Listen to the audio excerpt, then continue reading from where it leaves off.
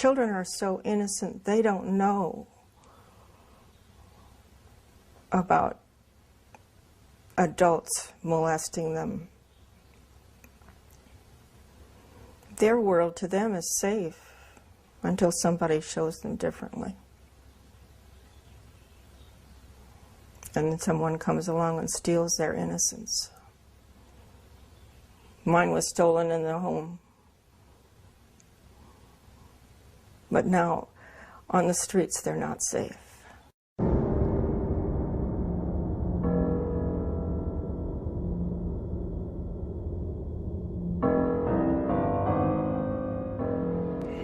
How old were you when you met Dr. Alfred Kinsey?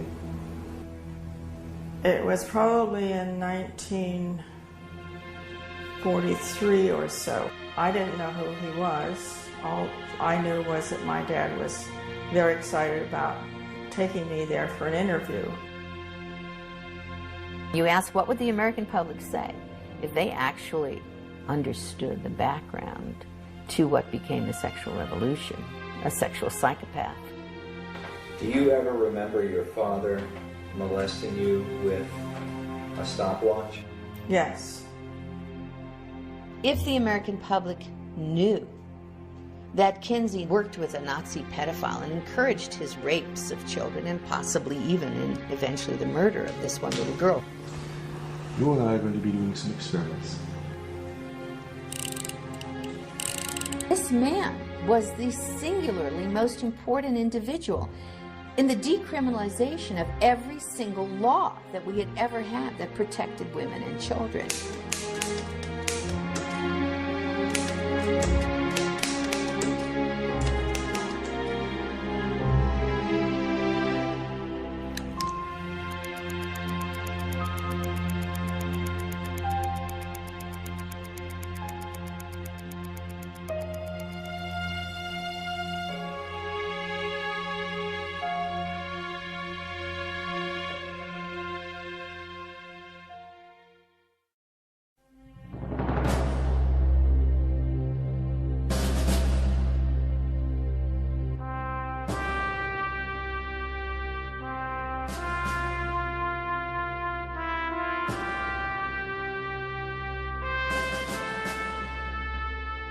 When America was founded, it said that our values were based on the Judeo-Christian teachings of the Bible.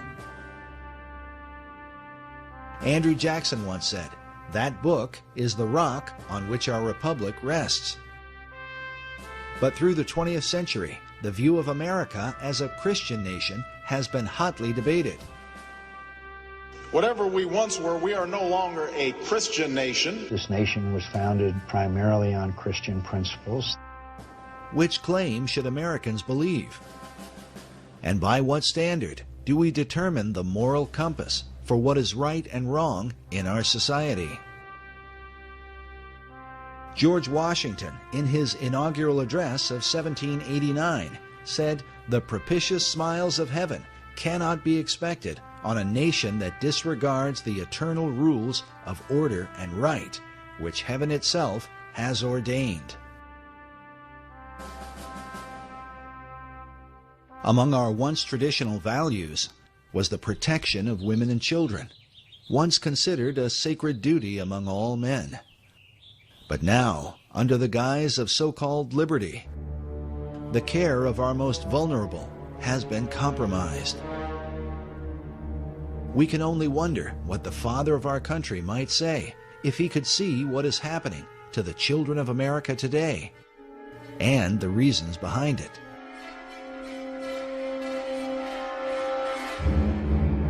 Many of America's children are disappearing.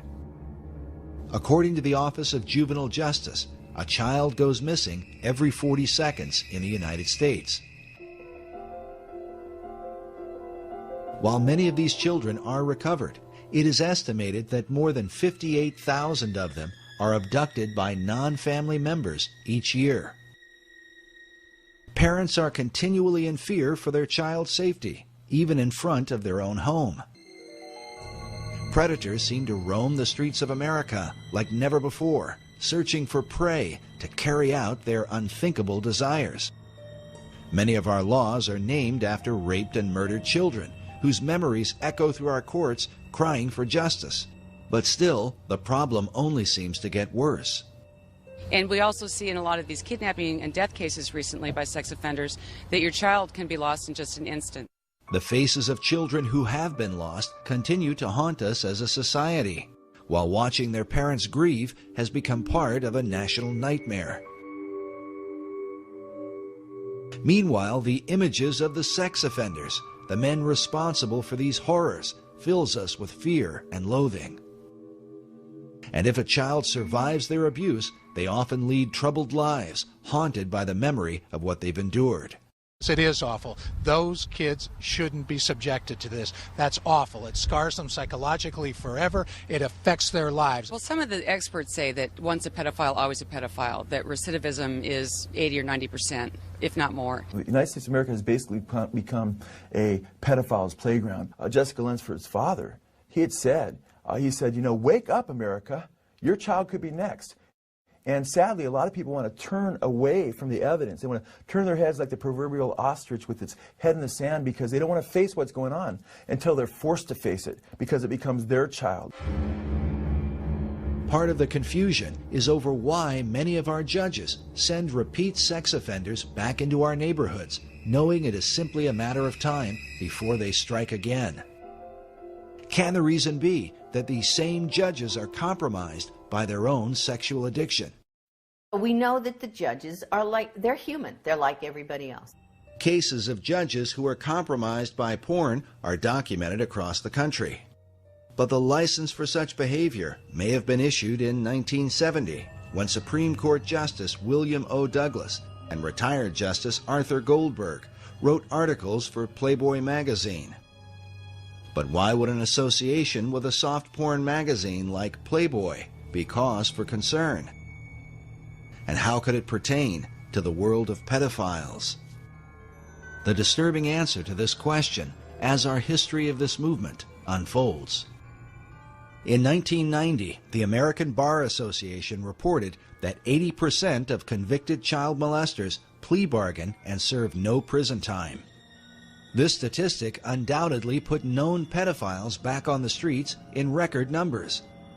But this was a few years prior to the widespread use of the internet, where the most extreme forms of sexual perversion, and especially child pornography, have become a major factor in conditioning the next generation of sexual predators. In 2006, the law firm of Estee and Bomberger reported that the number of victims of childhood sexual abuse and molestation grows each year. This horrific crime is directly tied to the growth of pornography on the internet. They went on to say that research reveals that 77% of child molesters of boys and 87% of child molesters of girls admitted imitating the sexual behavior they had seen in pornography they had watched. Basically, people that watch porn act it out. And so with the pedophilia, sure, people are going to see it and they're going to act it out. Because of the huge impact that the porn industry has had, conservative estimates say the highest service revenue on the internet, over $3 billion a year in income just on internet porn. And those are very conservative figures. I'm sure they're much higher, with between 500 and 700 new sites coming on a day on the internet. The increase in child sexual abuse cannot be denied. We are massacring our children. It is a holocaust against our children. I've prosecuted murders, I've prosecuted child molesters, and I'll tell you, I get more up in the air when I was prosecuting about the child molester than the murder. I'm not condoning murder, it's not the right thing to do, but it's over. The person's gone, sad. But that poor little boy or girl, they're messed up for life. I mean, they're going to be carrying that baggage forever. And we as a society better start addressing that. Researchers argue that America's current problem with sexual predators is the fallout from the sexual revolution, a movement said to be inspired by the late Alfred Kinsey and his famous Kinsey Reports, first published in 1948. According to the conservative organization Human Events, the Kinsey Report is listed among the top 10 most harmful books of the 19th and 20th centuries. Number 1 on their list was the Communist Manifesto that inspired the deaths of more than 100 million people in the 20th century alone. Adolf Hitler's Mein Kampf that helped to bring about the Holocaust was listed at number 2, while the quotations from Chairman Mao, who founded Communist China, was number 3. At number 4, as the first American title on the list, was the Kinsey Reports. Sexual behavior in the human male, followed by sexual behavior in the human female, which, when first released, was likened to dropping an atom bomb on American society. In 1989, a report from the National Research Council published a statement that American society can be divided into 2 categories, the pre-Kinsey and post-Kinsey eras.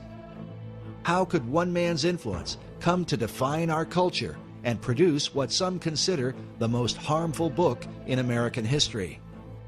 It would find its way into every aspect of our decision-making in our lives. Dr. Judith Reisman is renowned for her expertise on the damaging influence of pornography. She has testified repeatedly before the U.S. Congress. Her research has been used by the FBI and by governments throughout the Western world when determining their policies on obscenity. She is author of the book, Kinsey, Crimes and Consequences, in which she details the devastating impact of Alfred Kinsey in America. An influence she believes is behind the growing number of sexual predators who seem to come from all walks of life. Teachers, doctors, lawyers, judges, people are being caught right and left, sacrificing their lives and their families' lives to their addictions to child pornography. How do you think it happened? It did not start today. It started back with Kinsey, and who then kicked off what has become today's horror show. Child sexual abuse, rape, torture. People say, well, you can't track that all to Kinsey. Well, you can track enough of it to make an awfully frightening case. While Dr. Reisman's view may seem extreme, her evidence is disturbing, the results of which are so often reported in our nightly news. 35-year-old convicted sex offender Bradley Meinhardt was sentenced to just 1 to 3 years in prison for sexually assaulting a 12-year-old girl in East Penn, and the guy had a prior. Here's the suspect right here, Joseph Edward Duncan. He has a long history of sexual aggression. Here's Larry Don McQuaid, the 41-year-old former school bus driver who's confessed to sexually abusing more than 200 children. I was able to manipulate parents and children alike, that I was such a nice guy that I wouldn't do something as wrong and disgusting and as that. I consider myself a demon. It's too dangerous for me to be on the street. Should he be released? We tried to protest parole. Unfortunately, as I said, the statute requires his release. I didn't know that the average sex offender, predator, molests 100 children. I mean, that just makes my outrage even more. For years, Americans have wondered why repeat sex offenders so often receive light prison sentences only to be released back into society. According to Dr. Reisman, the answer is Alfred Kinsey. The laws were changed based upon his fraudulent data, and he was directly involved in those changes.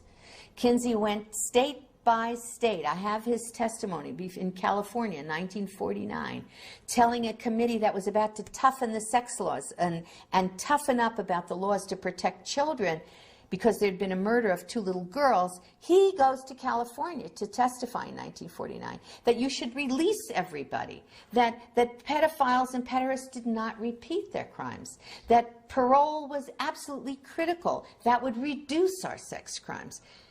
The committee believes him. They reduce all of our sex crimes. They parole people, and they haven't stopped.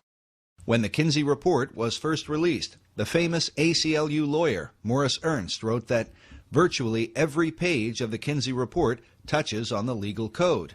He told the legal profession that no bar association, law school journal, or lawyers' committee can consider sex laws without the Kinsey study.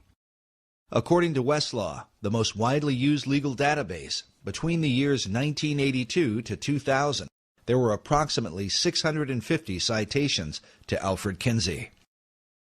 The model penal code that was adopted just after 1955 was based on Kinsey's research. This is a flow chart I put together to describe how the Kinsey research gutted American laws. Through the American Law Institute, ALI, the American Law Institute Model Penal Code, 1955. That was where protections were then removed for women and children from American law system. The U.S. justice system from 1948 to today, that's what this is about. After publishing his reports, Kinsey traveled the country, giving lectures at universities and testifying before lawmakers. He was received as the leading scientific expert in the world on human sexuality. In particular, he discussed laws concerning sex offenders and the education of children. Of children, he said 100% of are orgasmic from birth. Therefore, children can benefit from sex with adults and even incest, which is illegal, so we need to lower the age of consent. He was working toward making everything legal, but that's all right. Children need early explicit school sex education since they're sexual from birth, which was illegal at the time. Now it's everywhere. They need masturbation and hetero and homosexual acts to be taught to them, which was illegal, and now it's being taught. And about parole, Kinsey said that sex offenders rarely repeat sex crimes. Therefore, all sex offenders should be paroled, which is exactly what started to take place. Part of Kinsey's defense of pedophiles was that children were not really harmed by sexual contact with adults. Therefore, it made no sense to incarcerate pedophiles for lengthy prison terms. 1950, Rockefeller funded the American Law Institute Model Penal Code. 1952, a Harvard Law Review called for a code to change our sex laws in accordance with what Kinsey had objectively found. And then in 1955, the code was created and sent out to all legislators in the country via these important people, judge, lawyers, sociologists, lawyers, and so forth. And from there, that went the ALI model, the sex offenses section, sent to states all over the country, adopted all or in part beginning in 1956 here and moving on to Illinois, to Minnesota and so forth, and all other states of the Union. As Dr. Reisman noted, the Model Penal Code was financed by the Rockefeller Foundation. Not coincidentally, the Rockefeller Foundation also financed the research of Alfred Kinsey. In the 1950s, a congressional committee was formed under Congressman B. Carroll Reese to investigate the influence of the large tax-exempt foundations, including Rockefeller. There was a huge concern at the time in the 1950s that the foundations were now being run by people with a strikingly strident a libertarian or liberal agenda which resisted and resented the Judeo-Christian way of life. The late Norman Dodd was the director of research for the Reese Committee. In an interview recorded shortly before his death, Dodd stated that part of what the committee had learned was that the objective of the great foundations was to remove America from the values on which she was built and to do so through the education system. What we had uncovered was the determination of these large endowed foundations, this Carnegie Endowment story and the Ford Foundation and the Guggenheim and the Rockefeller Foundation, all working in harmony toward the control of education in the United States. Dodd's testimony becomes an important issue when considering the direct impact of Kinsey's research on sex education in America. While the Reese Committee investigated many programs funded by the foundations, when it came to Kinsey's research, they were vehemently opposed by the late Congressman Wayne Hayes. That's established quite well in Renee Wormser's book on foundations, Their Power and Influence, a book that no American who wants to understand what happened to our country should be without. Renee Wormser was the lawyer for the Reese Committee. In his book, Wormser writes that the committee had dug up some significant material about foundation support of the Kinsey projects. This brought Mr. Hayes into a steaming rage, he says, and he asked to see our entire Kinsey file. It was produced for him, and he angrily declared to Mr. Dodd that we were to go no further with this particular investigation. contending that every member of Congress would be against our doing so. Mr. Hayes stated emphatically to Mr. Dodd that he would oppose any further appropriation to our committee unless the Kinsey investigation were dropped.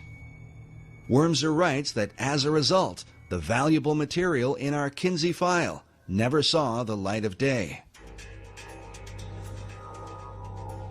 What was it in the Kinsey file that provoked such a response from a U.S. congressman? As we move forward, consider that the Kinsey data was partly paid for by the American taxpayers, who continue to fund the Kinsey Institute to this day. There's more going on in that institute. They have covered up so much. Some believe that if Kinsey's research had been exposed in the 1950s, the information might have sparked a second American Revolution. What was in the Kinsey file, and does that information continue to influence or even haunt America?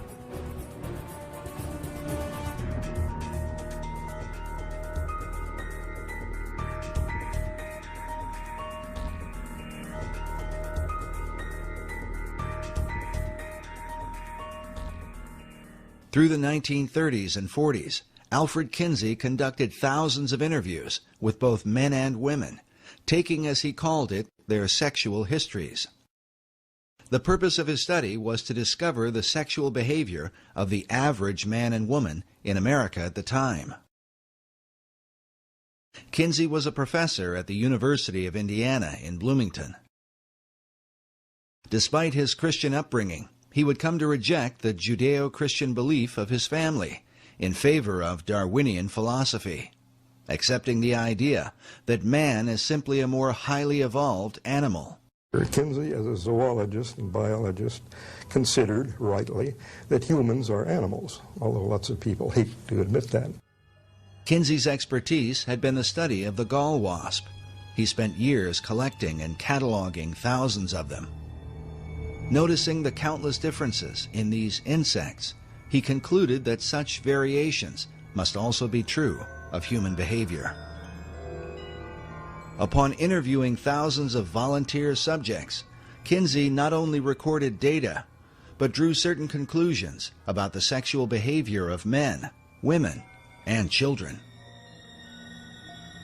But was his research that of an objective scientist, or the intentional manipulation of a sexual deviant who wanted to remake the American male and female in his own image?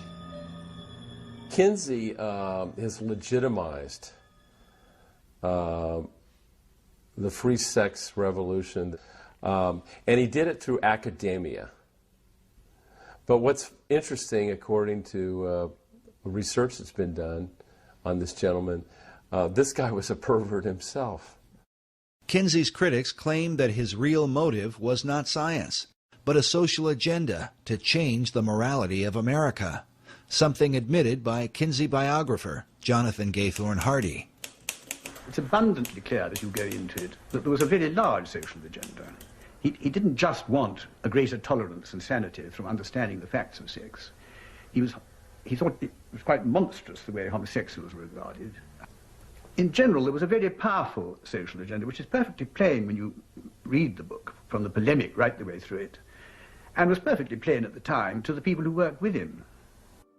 When the Kinsey reports were published, they shocked the country, because the behavior that Kinsey described did not at all represent what most Americans believed about their own sexuality. Consider that Kinsey was documenting the behavior of the World War II era, those that Tom Brokaw called the greatest generation. Among Kinsey's more controversial claims is the idea that 10% of American men were fully homosexual for at least 3 years of their life, while 37% of American men had engaged in homosexual contact to the point of orgasm at least once in their lives. Later studies would place those numbers much lower, with only 1% of men in the U.S. claiming to be homosexual, while only 2 to 3% admitted to some kind of homosexual activity in their lifetime. Nevertheless, Kinsey's data was seized upon by men like Harry Hay, who read the Kinsey reports, left his wife and children, and went on to found the gay rights revolution that began in the 1960s. To this day, the gay rights movement is largely based on Kinsey's data. Kinsey also reported high levels of premarital sex, claiming that 69% of American men had visited prostitutes and that 50% of married men were guilty of adultery. Again, a later study done as early as 1960 by Phyllis and Eberhard Kronhausen would find that the levels of sexual promiscuity among males were much lower than Kinsey had reported. According to his fellow researchers, the reason for this dramatic difference is because Kinsey manipulated the data, including men from America's prisons, as part of the regular male population. He wrote that he found 1,300 to 1,400 sex offenders that he used as his normal male population. What? In addition to the convicted sex offenders, Kinsey included regular prisoners who were serving time for other offenses, along with 199 sexual psychopaths, all mixed together as part of the regular male population and presented to the American people as the average American male. In this interview for the documentary titled 1 in 10, listen as Paul Gebhardt, who was one of Kinsey's co-authors and a member of his original team, admits to the high percentage of prisoners and their impact on Kinsey's data. With these poorer, lower educational level samples. And when I say poorer, they had, for example, 55% were prison. 55% were prison.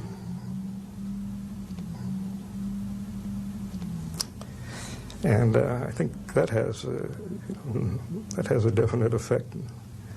We know we didn't have enough non-prison people to do much of a comparison, but he didn't do a comparison. He simply took the prison people he got and used them with that less than college educated sample. But the trouble was, by, you might say, emphasizing the less than college educated sample, he introduced a lot of errors into the data.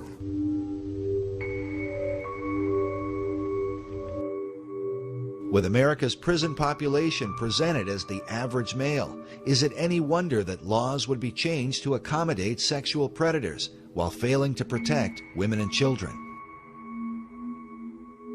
To create high levels of homosexual activity, Kinsey also went into Chicago's underground, into gay bars and homosexual bathhouses, and incorporated the radically gay population into his regular male data, along with bootleggers, gamblers, male prostitutes, ne'er-do-wells, pimps, thieves, and hold-up men, all this according to his own report. Kinsey used similar tactics to redefine the average American female.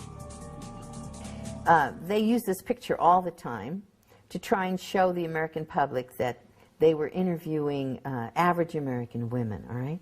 Except that this was their secretary, okay? This is a secretary at the Kinsey Institute, and they would always label her as though she was just some average American woman. Sometimes they put Kinsey in the picture interviewing her, and sometimes they put him. And now, after I exposed that in one of my books, the Kinsey Institute has now admitted on its website, they give the name of her so it doesn't look as though they're trying to phony the thing. To create high levels of female promiscuity among American wives, Kinsey redefined married women to include any woman that had lived with a man for at least a year, a broad description that could include prostitutes who had lived with their pimps.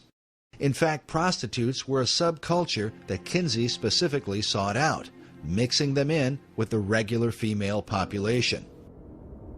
As a result, Kinsey's report stated that some 50% of American women engaged in premarital sex, while 26% of married women were supposedly involved in adultery. Kinsey went on to report that an incredible 87% of unmarried women were having abortions, while 25% of married wives were also aborting. It was these high percentages, shocking even by today's standards, that would help to legalize abortion in the years that would follow. For decades, Dr. Judith Reisman has argued against what is often referred to as Kinsey's junk science because of its dramatic and devastating impact on American law and society. Corrections starts to enact all of this into corrections decisions. In the legal profession and law schools, now Kinsey would be taught as part of the legal structure via the American Law Institute Model Penal Code. That ferrets out into the private and public education, becomes our sex education, is in our American Law Review journals. It's found in parole through corrections, state and local, and criminal, civil, family, and juvenile justice. And expert witnesses then from the sex world begin to inform this whole structure. Ladies and gentlemen, we have had a real dirty deal. We have, as that FBI agent said to me, the head of the FBI Behavioral Science Unit, after he saw my work on Kinsey and on Playboy, he said to his sons, "Guys, we have been conned." Dr. Reisman is not alone in her conclusions, nor was she the first to discover these things. As Reese Committee lawyer Renee Wormser states in his book, the much publicized Kinsey studies base an advocacy of criminal and social reform on the very unscientific material which Dr. Kinsey had collected. Wormser went on to cite psychiatric historian Albert Deutsch, who said of the Kinsey reports that so startling are its revelations, so contrary to what civilized man has been taught, that they would be unbelievable but for the impressive weight of the scientific agencies backing the survey. Wormser comments saying, "Note how impressive is the word scientific and how false." But he goes on to suggest even more, revealing that, according to the Reese Committee, the postmodern thinking in America today is no mere accident, but has been intentionally created by the elite foundations as part of a greater agenda, one in which the work of Kinsey plays no small part. The Reese Committee wrote that it seems to this committee that there is a strong tendency on the part of many of the social scientists whose research is favored by the major foundations toward the concept that there are no absolutes, that everything, including basic moral law, is subject to change, however fundamental it may have been deemed to be under our Judeo-Christian moral system. The puerile doctrine that change is always necessary has led many of these scientists to believe that there are no longer any inalienable rights. They deem themselves justified, with the support of foundation grants, to label their prejudices as truth and to experiment with society.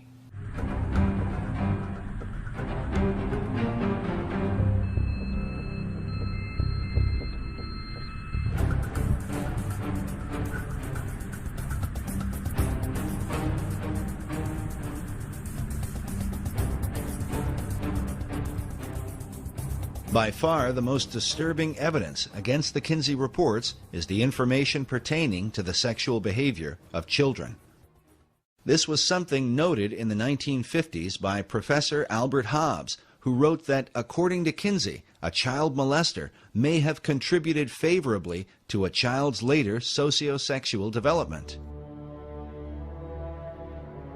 The child sexual data was more fully exposed by Dr. Judith Reisman in the 1980s, who brought the even more disturbing allegation that Kinsey had trained multiple pedophiles to molest children while using stopwatches to record so-called scientific data.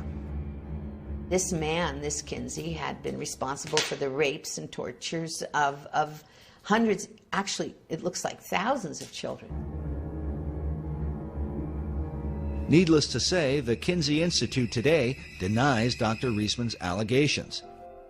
They maintain that all of the child sexual data came from one man, who just happened to keep detailed scientific records of his encounters with children. This lone pedophile theory was developed by Dr. John Bancroft, who became the director of the Kinsey Institute in 1995. Bancroft not only argued that the data came from just one man, but that Kinsey supposedly only got hold of the information years after this pedophile was finished raping kids. This is contrary to Kinsey's own report, in which he admitted to at least 9 pedophiles from whom he obtained information. But in this 1995 interview on Canadian television, Dr. Bancroft says that Kinsey only referred to 3 or 4 pedophiles, and then insists that in reality it was only 1.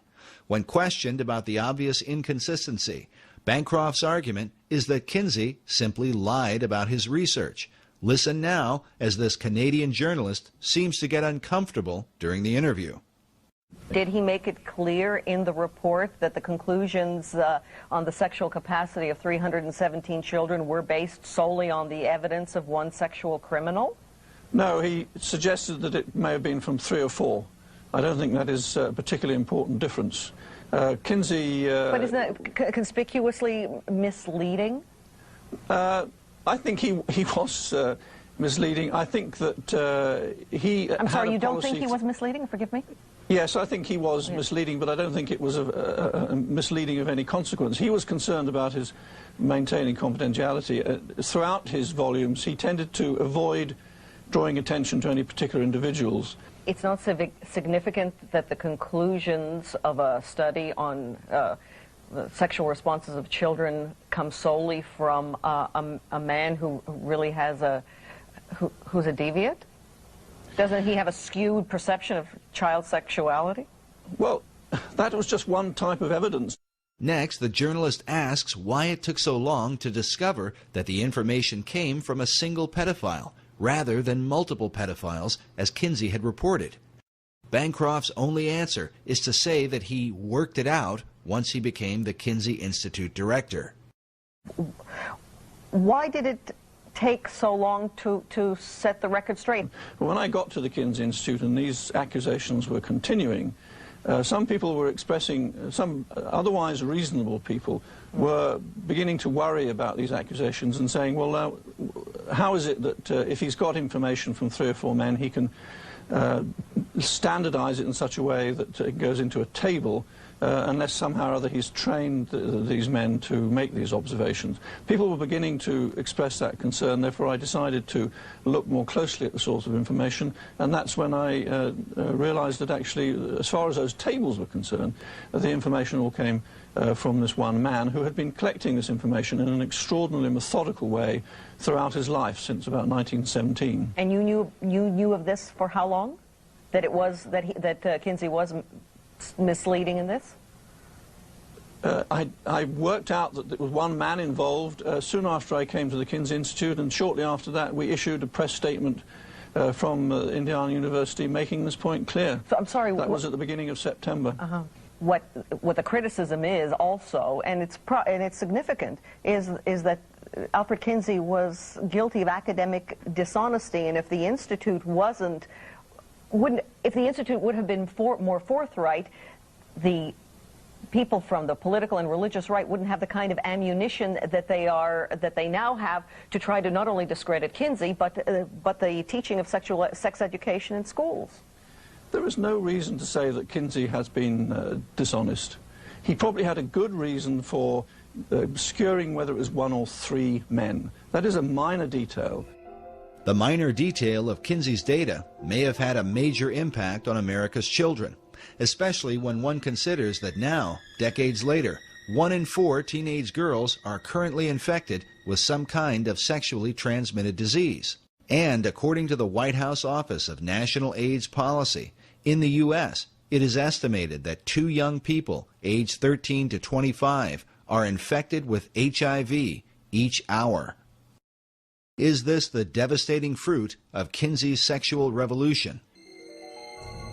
Furthermore, should Americans trust information about child sexuality from child molesters who were raping kids?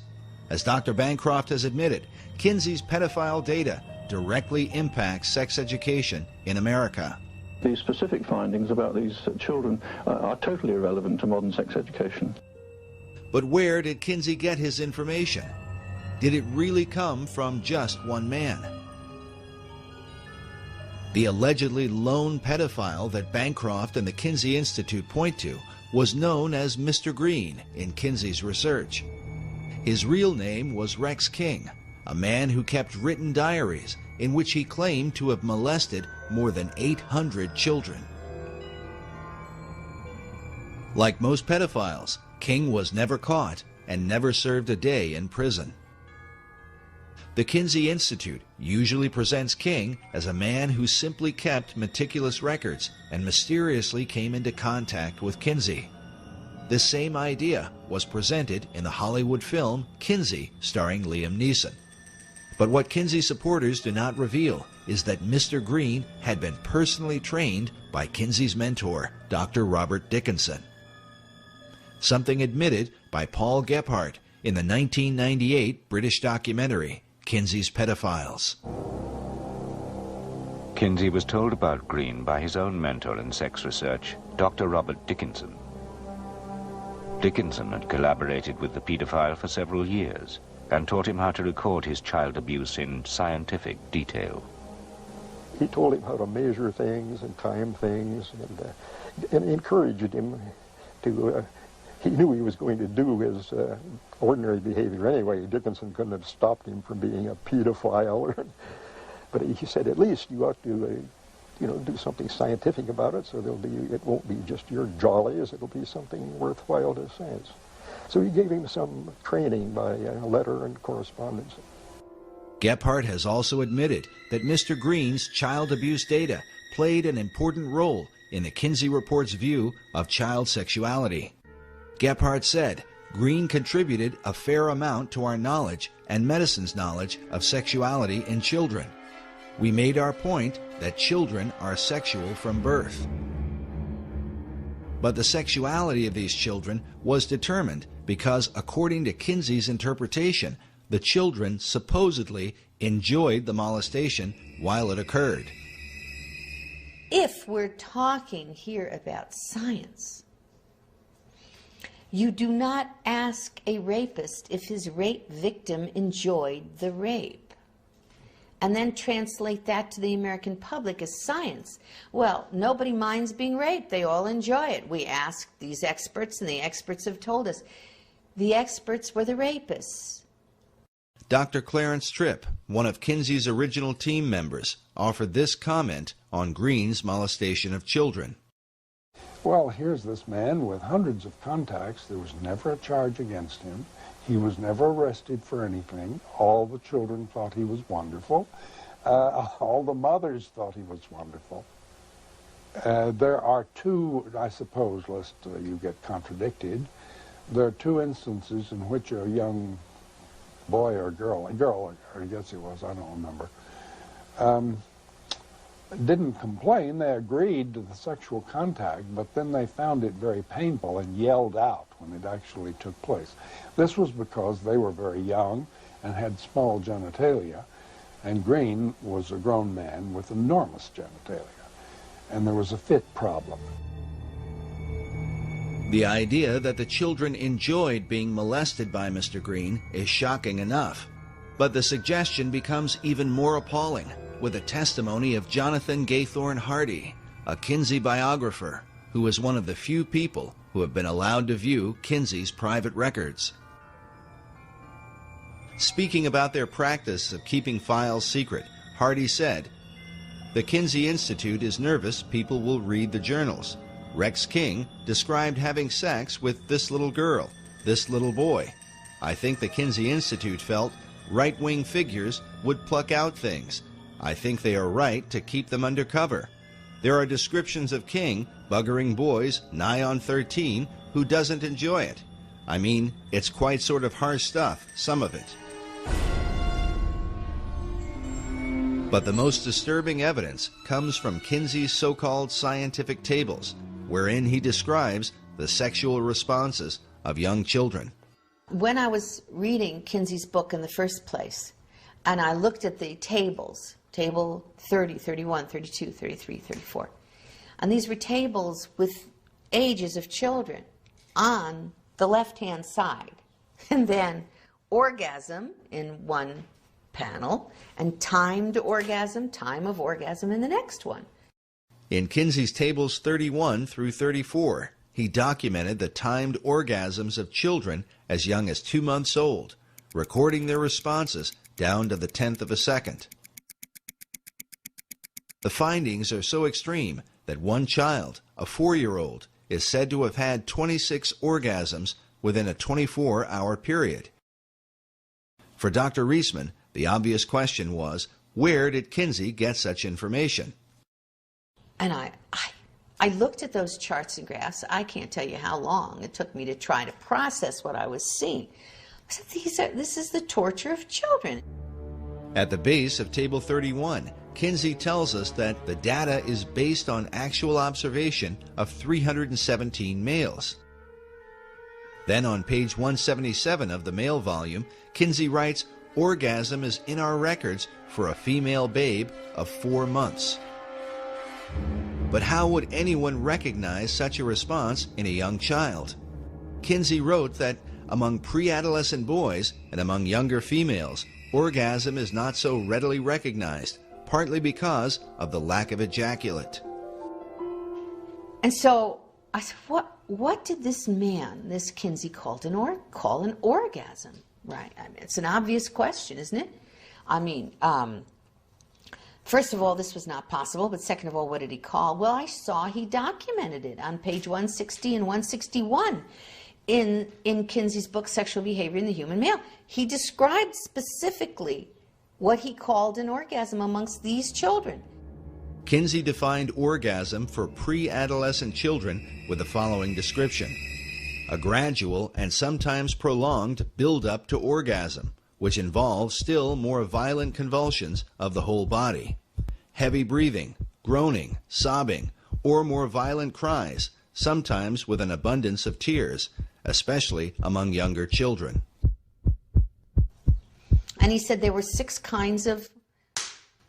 categories. He called them 6 categories of orgasm, and he had category 1, 2, 3, 4, 5, and 6. And included in these categories of what he called an orgasm were screaming, writhing in pain, hysterics, especially among younger children. He put that in parentheses, especially among younger children, parentheses. He said that the children had convulsions. Those were his words. He said they fainted. He said they struck the partner. He called it the partner. This is the man who's raping the child. Okay. They struck the partner and tried to get away. And he said that those were all examples for him, of orgasm.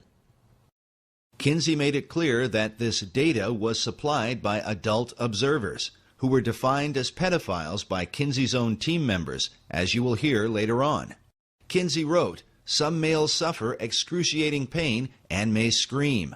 The males in the present group, by which he meant pre-adolescent boys, become similarly hypersensitive before the arrival of actual orgasm, will fight away from the partner, and may make violent attempts to avoid climax, although, he said, they derive definite pleasure from the situation. Kinsey biographer James H. Jones was a 1998 Pulitzer Prize finalist for his biography on Kinsey. In the Yorkshire documentary, Jones had this to say about Kinsey's description of child orgasm. If you read those words, what he's talking about is kids who are screaming, kids who are protesting in every way they can the fact that their bodies, that their persons are being violated. At that point, reading that, I said, the only person who could write that would be, number one, a pedophile or a pederast, because these were boys, was homosexual abuse of boys, and a sadomasochist. That is, the only human being in the world who could call an orgasm something that involved people throwing up, I mean, having convulsions, fainting, screaming, crying. The only person who could do that is someone who experienced that themselves. And that had to be a sadomasochist. And the only person who could apply their sadomasochism to an infant and a child would be a pederast, a rapist. And that's what Kinsey did in that book. Kinsey's own sadomasochistic tendencies have been documented by a number of biographers. James Jones revealed that Kinsey once climbed into a bathtub and circumcised himself with a pocket knife without the benefit of anesthesia. Another account of Kinsey's extreme self-abuse came about when his research was under investigation. Jones reports that after the Rockefeller Foundation withdrew his funding, Kinsey went to a basement, tied one end of a rope to an exposed ceiling pipe and the other end around his scrotum, then stood on a chair and jumped off. The abuse that he inflicted on his organs, on his sexual organs, were very directly identified in his death. That was orchitis. That was a serious inflammation and disease that he inflicted upon himself that was basically involved in his final death. Now, the attempt to claim that Kinsey died of a heart attack is a perfectly reasonable thing to try to do. It's kind of embarrassing to say that the father of the entire sexual revolution, who has trained all of our sex educators in the United States of America basically, died because he had so abused himself doing the activity that they tell everybody is okay, that he died of this terrible and very painful experience.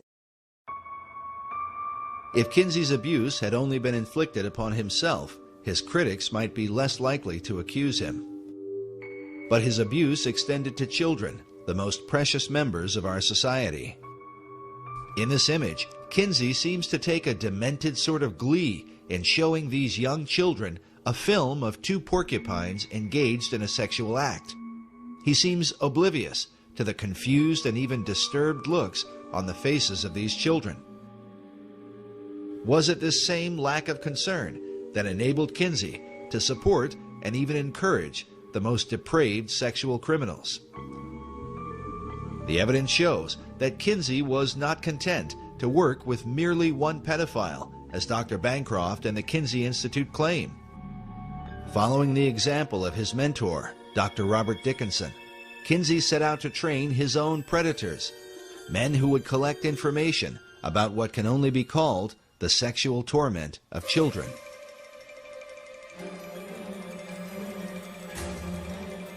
Dr. Clarence Tripp was Kinsey's photographer who filmed and photographed sex scenes in the attic of Kinsey's home in Bloomington, Indiana. In 1990, Tripp was interviewed on The Phil Donahue Show, along with Dr. Judith Reisman, who appeared to defend her first book exposing Kinsey. Well, don't look now, but they're attacking Dr. Kinsey again. The book is titled Kinsey, Sex and Fraud, The Indoctrination of a People.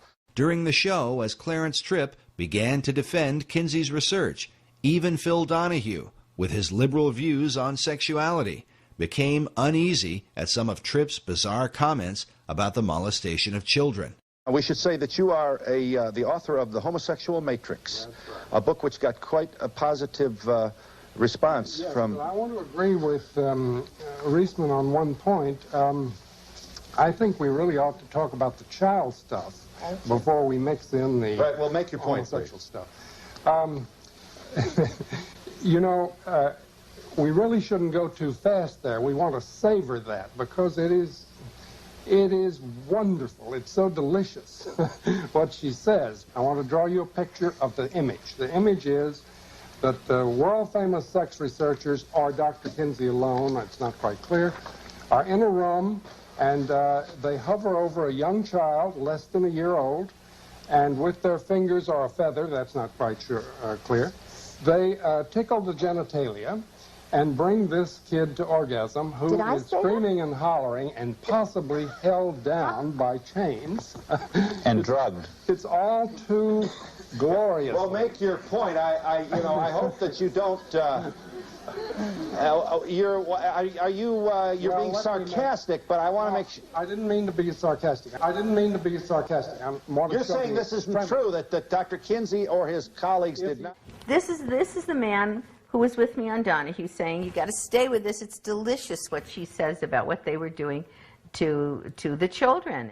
Dr. Reisman refused to go on Donahue unless he would agree to show Kinsey's tables, where the child sex abuse data is presented.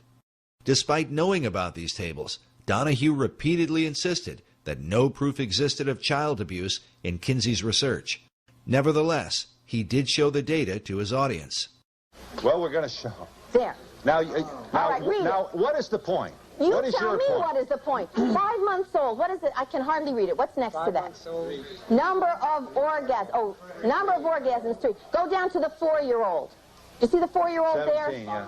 There, bottom one. Yes, 4-year-old, 26 orgasms in 24 hours. Tell me, Phil. Tell me, Phil. Does a baby sleep? Tell me, Phil. Tell me, Phil. Does a baby sleep? Tell me if this is scientific. A baby sleeps for 8 hours? And you tell me how you get 26 orgasms for 24 hours. We've got to be able to get a word in edgewise. Just a minute. Sounds like a guest for the Donahue show. And you know what Gebhardt said to me? You know what Dr. Gebhardt said? He wrote me a letter, which I wish you had up there too, in which he said that oral and manual techniques were used on the children. Now, Phil, I'm going to say that once more. I'm going to say that once more. And if I'm wrong, let them sue me. He said oral and manual techniques were used on those children. The letter that Dr. Reisman refers to was written by Paul Gebhardt on March 11, 1981, in which he attempted to explain where the child sexual data came from. In this letter, he admits that multiple pedophiles were used in collecting information for the Kinsey reports. Gebhardt writes, "Since sexual experimentation with human infants and children is illegal, we have had to depend upon other sources. Some of these were parents. A few were nursery school owners or teachers. Others were homosexual males interested in older but still prepubertal children. One was a man who had numerous sexual contacts with male and female infants and children, and being of a scientific bent, kept detailed records of each encounter." Gebhardt went on to say that some of these sources have added to their written or verbal reports photographs, and in a few instances, cinema. The techniques involved were self-masturbation by the child, child-child sex play, and adult-child contacts, chiefly manual or oral. Gephardt's letter clearly refutes the lone pedophile theory of Dr. John Bancroft, but fits in perfectly with what Kinsey documented in sexual behavior in the human male. Gephardt's mention that photographs and cinema were sent to Kinsey also explains the discovery made by former Kinsey Institute director June Reinisch in 1984. This was Newsweek in '84 when June Reinisch said, that the Institute encourages visitors and so forth. And she says, what's her name? Reinisch says that she found a collection of child pornography so distasteful to Reinisch personally, she couldn't bear to look at it, all right? Now, she's not asking where that child pornography came from, right? But some of it was... Now, she found this at the Kinsey At the Kinsey Institute, yes. Yeah, at the Kinsey Institute. And John Bancroft, who wrote about Kinsey and supported Kinsey for years before he was hired as the head of the Kinsey Institute, right?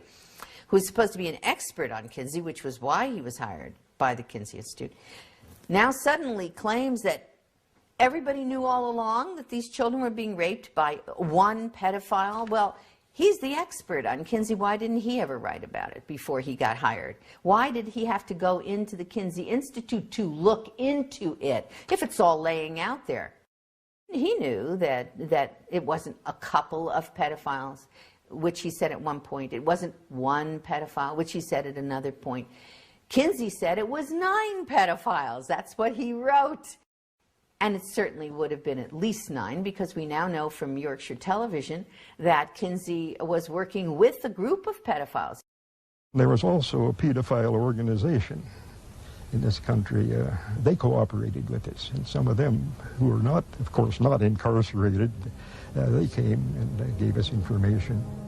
Dr. Reisman believes the pedophile organization mentioned by Gebhardt may have been the nucleus for what would become NAMBLA, the North American Man-Boy Love Association.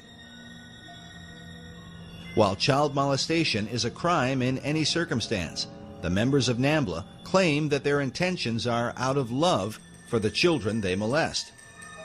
Yet this cover of a NAMBLA bulletin, which they called their back-to-school issue, paints quite a different picture.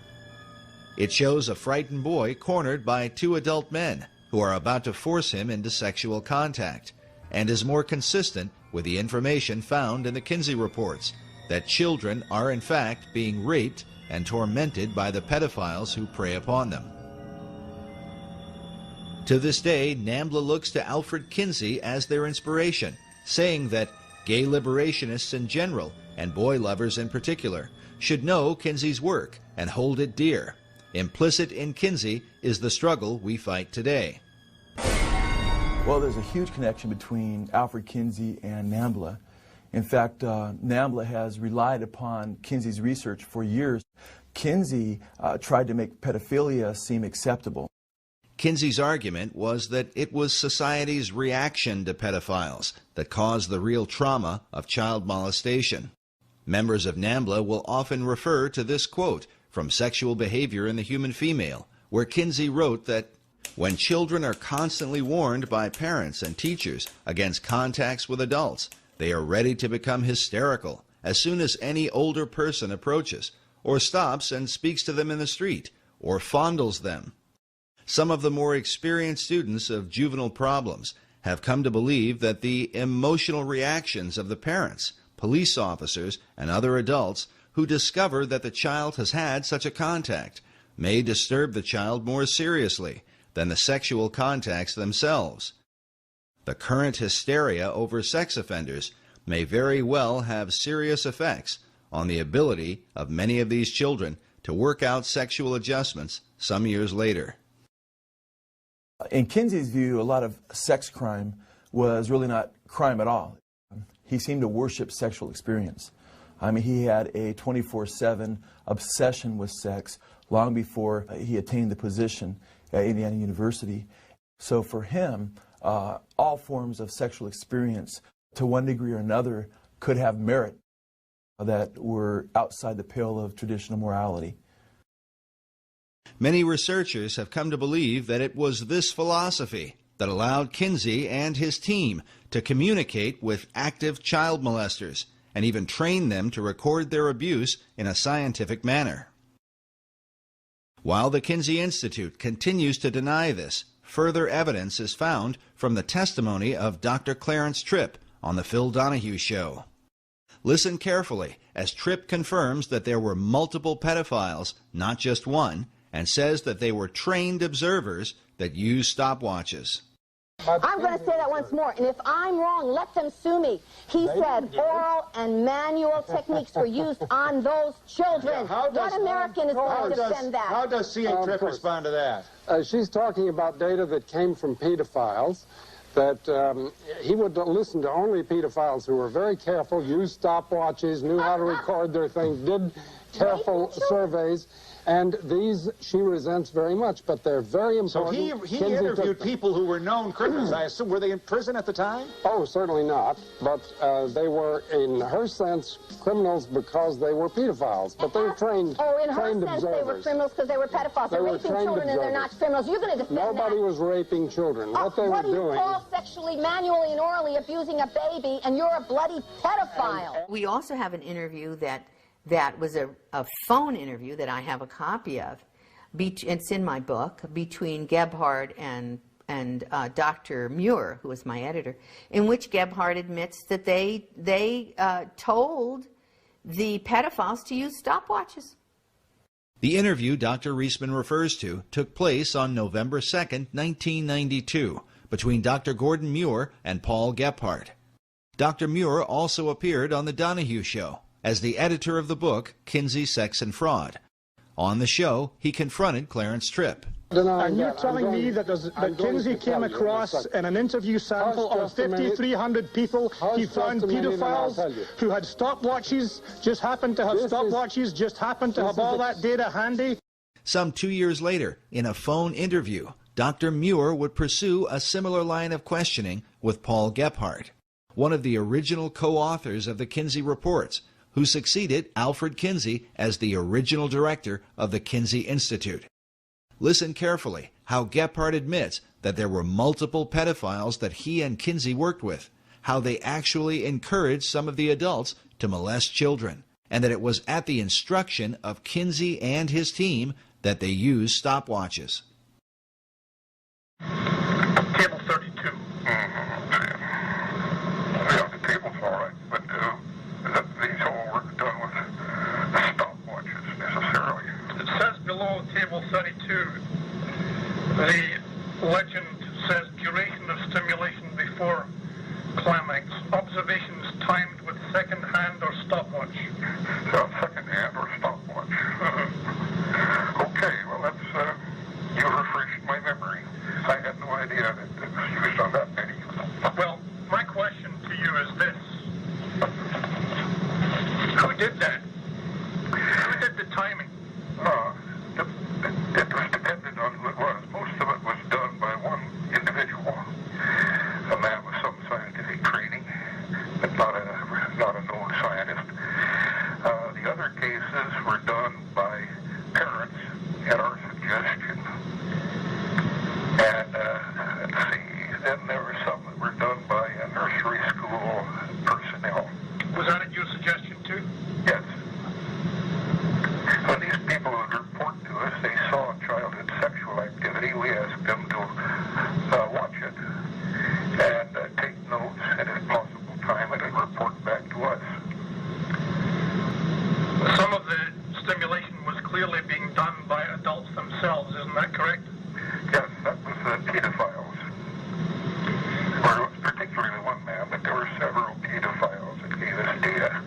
But since they were all doing the same thing and reporting on the same thing and taking the same measurements, it looks like it was organized ahead of time. Is that right? No.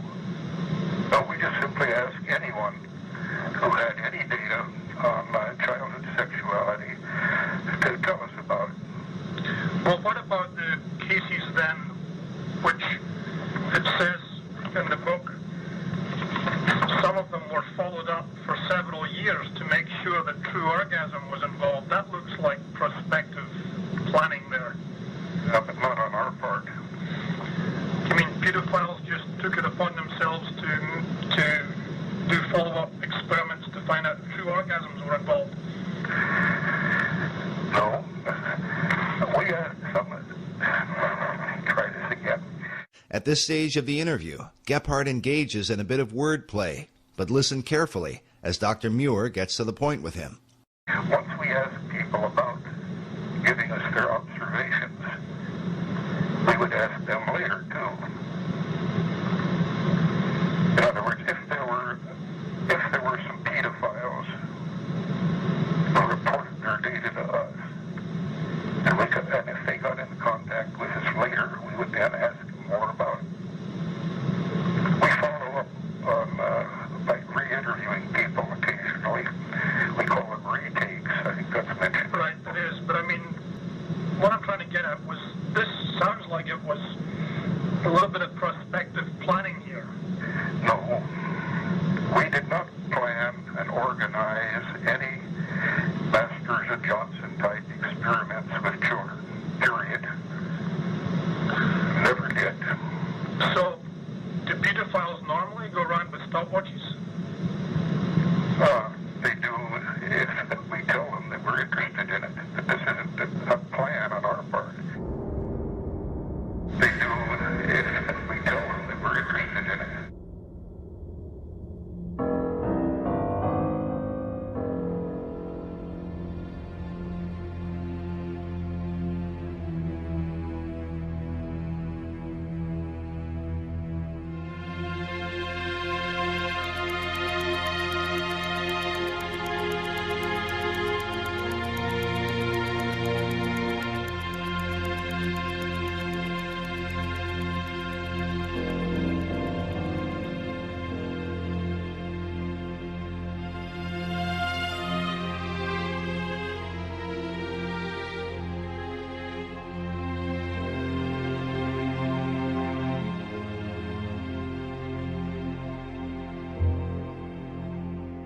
I want to know who these children are, how their parents were involved, and have we talked to those children now as adults? When I wrote to the Kinsey Institute and I asked What about these children? They just casually wrote me back. Gebhardt casually wrote me back that, well, we never had any follow-up on these children. It was too expensive, he said, or just impossible. What does he mean there's never been a follow-up? You just talked about men who are raping children, at least 317 children. Now we're looking at, it comes up to maybe 2,035 at minimum, probably. The youngest 2 months of age, and you call yourselves quote-unquote scientists, and you've never even followed up. That's a lie. There's got to be some information, and if it was good information, if they had found out that these children were completely unharmed, lived fine lives, we would know about it. They would have passed that information on to us so fast. Many of the children abused by Kinsey's pedophiles probably had no idea that they were part of a government-sponsored study. Most likely living out their lives in suffering and confusion about what had happened to them.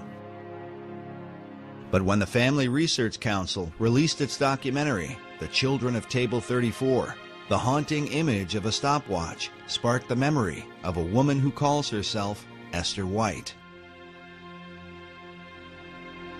My grandfather molested me when I was around 4. And he never did again. But he went to Indiana University to get his teaching certificate. And he took biology while he was there. And so I'm assuming that he probably met Kinsey there because the whole university was involved in his research. As a child, Esther says she was taken by her father and grandfather to meet with Alfred Kinsey and to be interviewed by him. But the real purpose of that meeting would be a mystery for years to come. I didn't really know. I didn't connect it all until I read Judith Reisman's writings. Especially when it came to the video that she did where they showed a stopwatch. And that was the key. I realized, yes, that was what was going on. Now in her 70s, her desire is to remain as anonymous as possible out of consideration for her family. Esther White is her assumed name. How old were you when you met Dr. Alfred Kinsey? It was probably in 1943 or so, 43 or 44. I was born in 34. My father was very excited about taking me there to meet Dr. Kinsey. I didn't know who he was. All I knew was that my dad was very excited about taking me there for an interview. And he was instructing me that I was to be very nice to this man and answer him. He told me they would ask me about my family and whether I loved my family and so forth. So when we got there, it was at my grandfather's and great-grandmother's house. And Mr. Kinsey and his 2 colleagues were late in getting there because it was wintertime.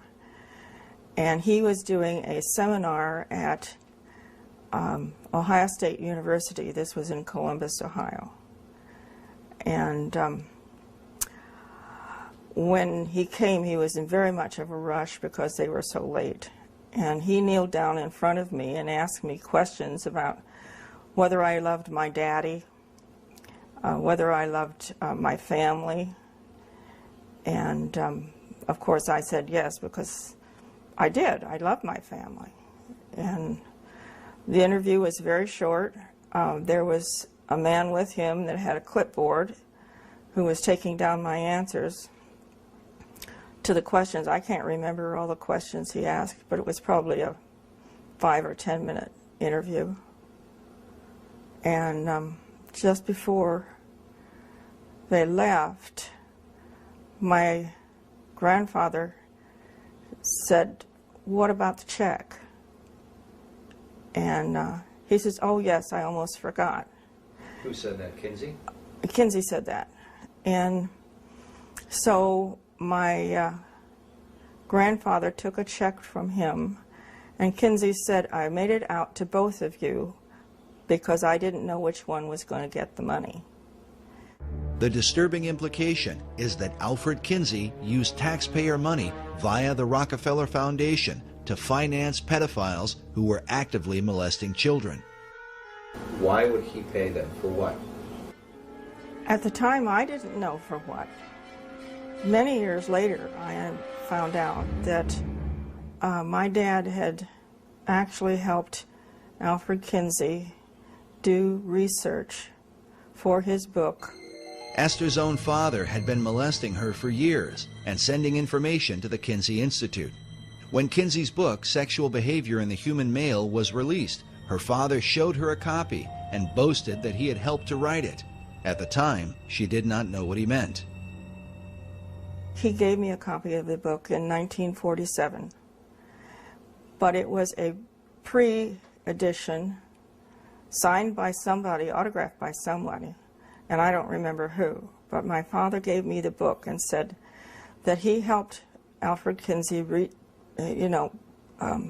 research on the book, and that it was going to change the way the world looked at sexuality. How old were you when your father first began to molest you? I was probably around 6, maybe 7. I couldn't tell you exactly. Do you ever remember your father molesting you with a stopwatch? Yes. And then would he record information? There were papers on the dresser, and I saw one of the papers one day, and it had a lot of questions on it. And there were little boxes to check those things off when those things were done. And it was talking about orgasm. I didn't know what that word meant, but at the time. And when I asked him what that word meant, when I saw it on the paper, he grabbed the paper, put it in a brown envelope, and he said that he was late in sending this in. And he put it in this big brown envelope. Esther's revealing testimony confirms Paul Gephardt's statement that Kinsey worked with parents who sent him child abuse data. She was also interviewed years ago by British filmmaker Tim Tate, who directed the documentary Kinsey's Pedophiles. Esther White, for what it's worth, swore what's called a statutory declaration here. She swore on oath that the information she gave was true and to the best of her recollection, and so did her mother. We asked Esther to give us her opinion about the Kinseyan philosophy that children are sexual from birth. Children are not sexual from birth.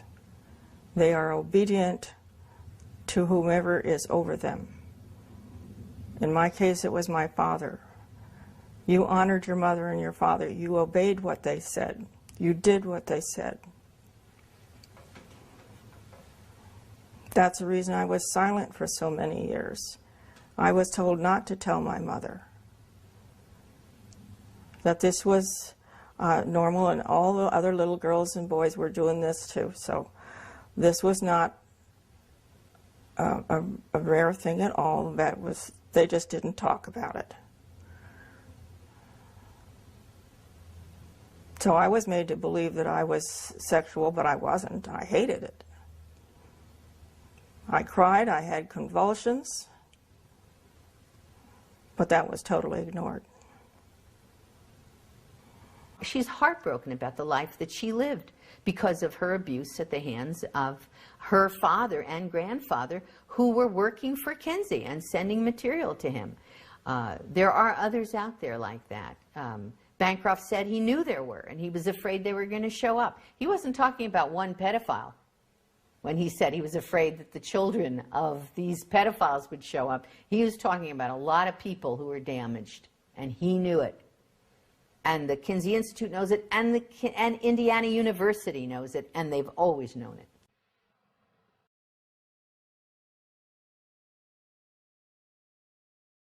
Kinsey would have done business with the devil if it helped the research, and this is true.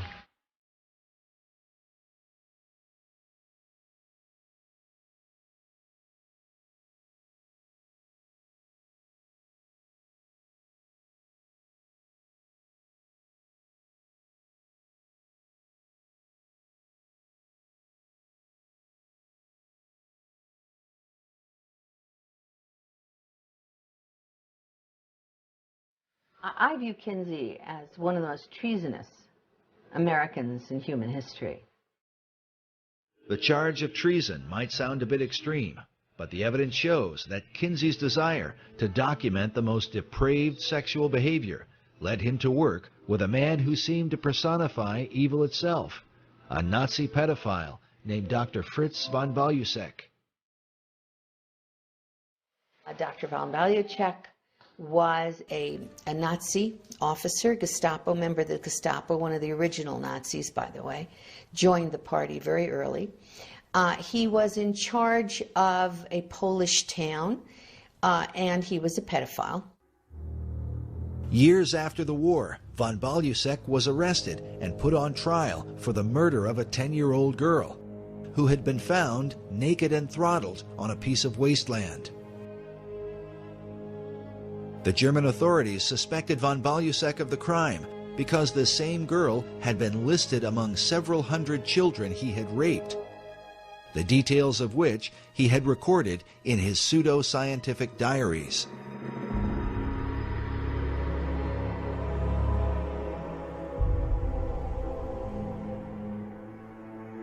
The German newspapers called him the most important pedophile in the criminal history of Berlin. During the war, von Balusek used his authority as a Nazi officer to fulfill his pedophile desires.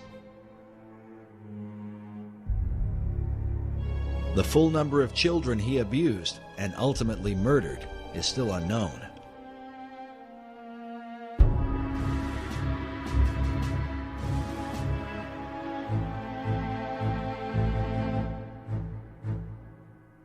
When he was arrested for rape of many children, but also possible murder of a little girl, all of the German newspapers spoke about this on the headlines. It was in the headlines of every newspaper in Germany. During the war, von Balusek was the commandant of the Polish town of Jędrzejów. There he threatened the children with certain death if they refused his sexual desires. What he recorded in his diaries of how he treated these children was so criminal that during his trial, the judge cried out, quote, "This is no longer human."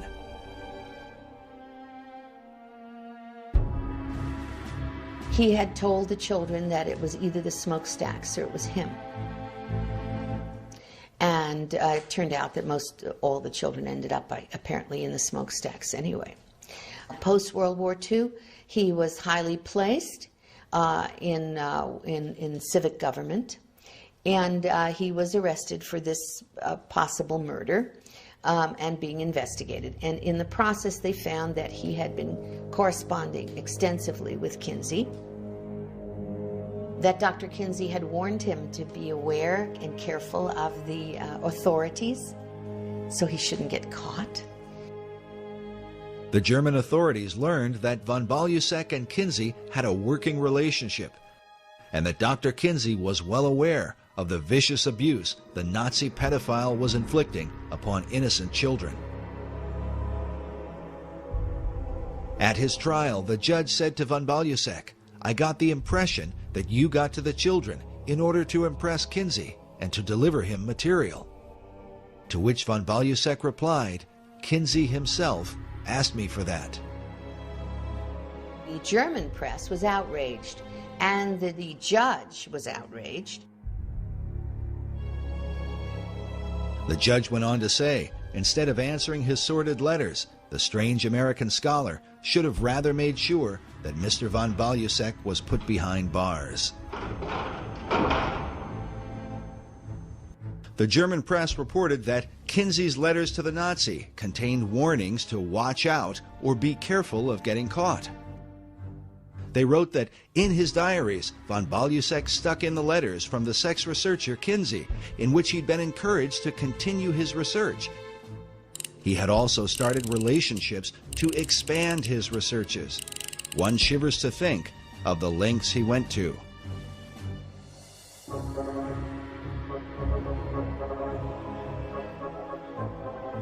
At some point, the German authorities tried to get hold of information on von Balusek from the Kinsey Institute.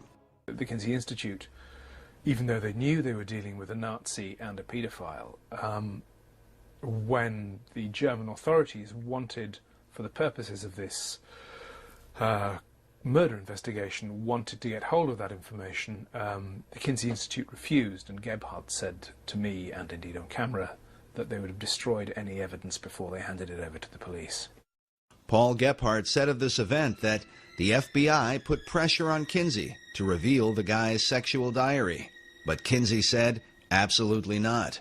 Gebhardt went on to say the poor pedophile had his reputation destroyed, finally quit corresponding with us. While German media documented the story heavily, the American press, under the powerful influence of the tax-exempt foundations, gave almost no attention to the story, even though Kinsey's research, which had turned the country upside down, was almost certainly based in part on the sexual abuse done by a Nazi pedophile during the Second World War.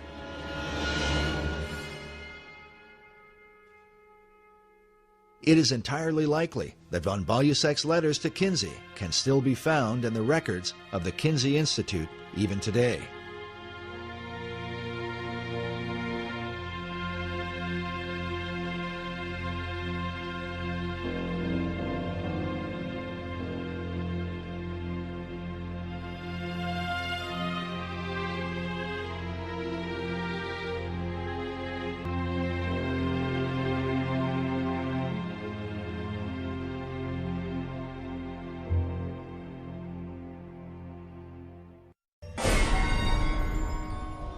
Kinsey's willingness to work with the devil at one point seemed to take on a very literal meaning. One of the interesting things I found several years ago in researching the Satanist Aleister Crowley was the influence that he has had on so many people here in the United States of America. And one of the men that he had influenced was Alfred Kinsey. After publishing his male and female reports, Kinsey began to travel abroad and study sexuality in foreign countries. In his book, Kinsey co-author Wardell Pomeroy wrote that Kinsey went looking for a prized item, the diaries of Aleister Crowley. Crowley died just a year before Kinsey's book came out. Crowley was a famous and highly controversial British occultist in the early part of the 20th century. His sexual exploits in bizarre and sometimes deadly satanic rituals had been exposed in the London newspapers. He also talked about taking a virgin and having sexual relations with her, and then upon a climax to actually murder her, cut her in 6 pieces, and put the names of the various demon gods on those 6 limbs, those 6 parts of her body. Taking the name for the Antichrist in the Bible, Crowley called himself the Beast 666. His famous saying was, "Do what thou wilt shall be the whole of the law," by which he justified all forms of immorality. Crowley had a sex temple and had practiced group sex and orgies and what have you, and so-called sex magic. Crowley was into pedophilia. He was into justifying his pedophilia. In fact, he had said, "Let me seduce the boys of England." He wanted to seduce them, and then he starts talking about sodomy and it should be acceptable. So, I mean, it was quite shocking, especially back then. Pomeroy wrote that Crowley was called by Lord Douglas the wickedest man who ever lived, and his sexual history alone was enough to earn him the title he gloried in, the Beast. Crowley kept a diary up to his death.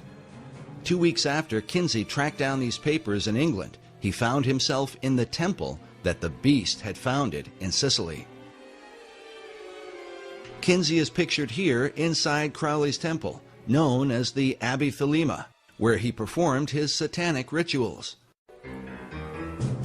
On the wall is a picture of Crowley himself, while across from Kinsey is another man named Kenneth Anger. Anger was a close acquaintance who appeared in some of Kinsey's sex films, made in the attic of his Bloomington home. As an avant-garde filmmaker, Anger was deeply involved in the occult. He directed films with titles such as Lucifer Rising and The Invocation of My Demon Brother. Kenneth Anger is a co-founder of Anton LaVey's Church of Satan, and Kenneth Anger also was, had a penchant for younger men, for sure. Bobby Beausoleil was his live-in boyfriend. That's the same Bobby Beausoleil that committed the first murder, killing Hinman for Charles Manson. That was his live-in boyfriend. He played Lucifer in one of his occult movies that extolled the virtues of Aleister Crowley's magic and what have you. In this image from one of Anger's films, we see Bobby Beausoleil, who would later become one of Charles Manson's killers. He's standing next to a doorway with Crowley's maxim, "Do what thou wilt," painted on the door. A phrase that certainly fit with Kinsey's own view of human sexuality.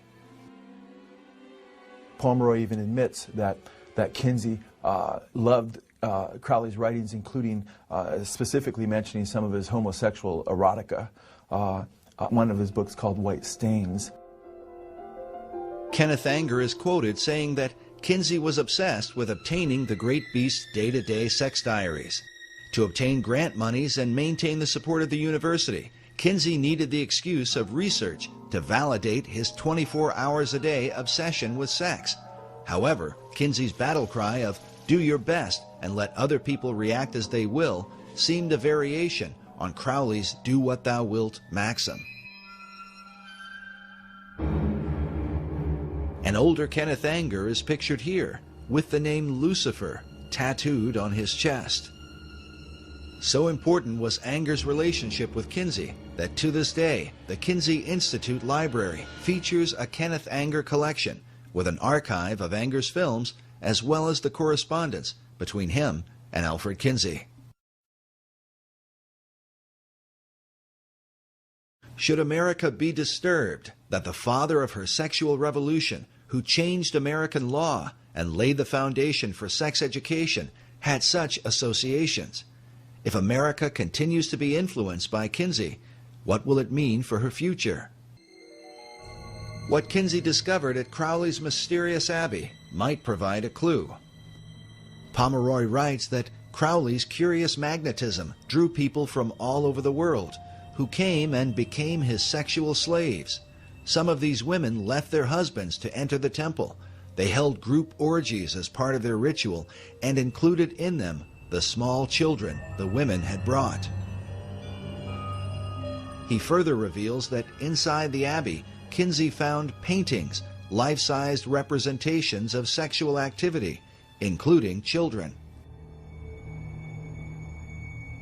Some have considered the possibility that Aleister Crowley was another of Kinsey's pedophiles who kept his diaries as part of Kinsey's sex research.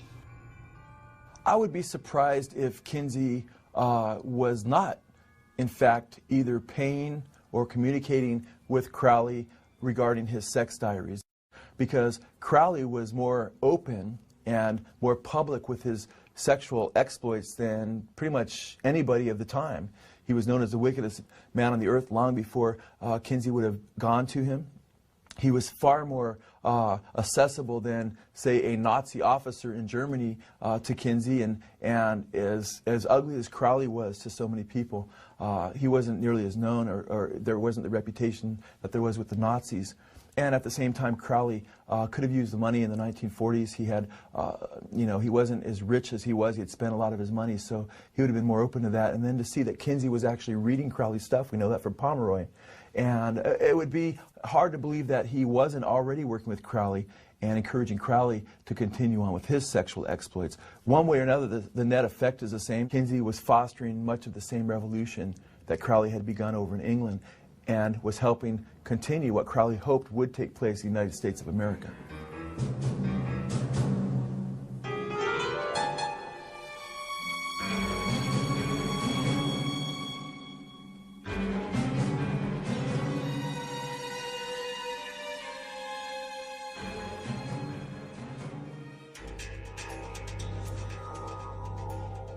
Mass media seems to have always been on the side of Kinsey and his philosophy. A philosophy carried out by Hugh Hefner in 1953 when he launched Playboy magazine. That same year, Kinsey released his K-Bomb, Sexual Behavior in the Human Female, the second book in his report on human sexuality. Hefner made an immediate association between his soft porn magazine and Kinsey's research. I referred to it in the first introduction to the first issue and called it the other great book that was coming out in 1953. Max Lerner, the historian and a good friend of mine, said that Kinsey was the researcher and I was the pamphleteer. And it's an interesting way of looking at it. I certainly do think that in a very real way, the sexual revolution began in 1953, with the second book and the beginning of Playboy. Hugh Hefner had been under the influence of Kinseyan philosophy since the release of the male volume in 1948. He had even written about it in a college publication years before he started Playboy magazine. Half a century later, in Playboy's 50th anniversary issue, Hefner paid special tribute to Alfred Kinsey, celebrating the man who had helped him launch the sexual revolution. But Playboy represented more than just nude photos of the girl next door. According to Hefner, the magazine was, quote, a statement of rebellion without question. The first official Playboy playmate was named Janet Pilgrim, directly intended to mock America's Puritan heritage.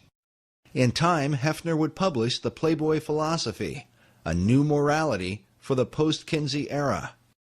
Just as Kinsey had gone all over the country, preaching the message of sexual reform, Hefner followed his example, giving speeches, appearing on talk shows, and speaking in public forums as the pamphleteer for Kinsey's sexual revolution. So what you're saying, Mr. Hefner, is that we should encourage premarital sexual relations? I think that we should encourage the notion that sex can be right and proper in marriage or out of marriage. In time, Hefner set up the Playboy Foundation, which became, quote, one of the major sources of income for the Kinsey Institute. But was Hefner's sexual revolution simply about giving consenting adults the right to alternative lifestyles? Or was there a hidden agenda within the pages of Playboy, one that would further the child sexual abuse also found in the Kinsey reports?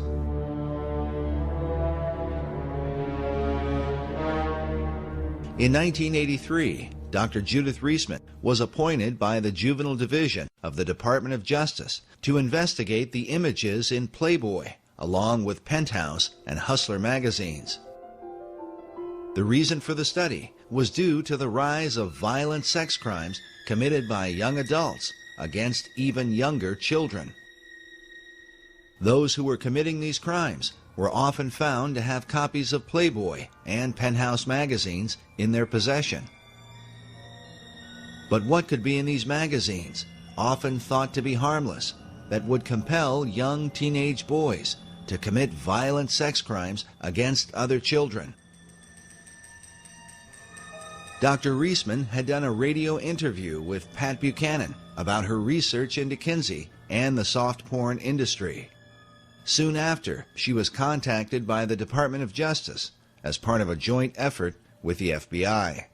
I got a call from the Department of Justice when they heard me on the Buchanan program, and I was saying, you're going to have an increase in sexual crimes by children against children and by adults against children. You cannot do the kind of of programming of people's brains, minds, memories, and bodies. The connection between the brain goes all the way down, from the retina all the way down the central nervous system and into the genitals. You can't show people those kinds of pictures and arouse them in that way and not think that they're going to act out either positively on somebody who agrees or negatively on somebody who doesn't agree. That's what's going to happen, and you just simply can't do that to billions of people at one time, to masses of a population. In her Department of Justice study, Dr. Reisman revealed that from 1953 to 1982, Playboy and eventually Penthouse and Hustler magazines had published approximately 9,000 images of children involved in sexual scenarios, an average of about 8 to 9 images per issue.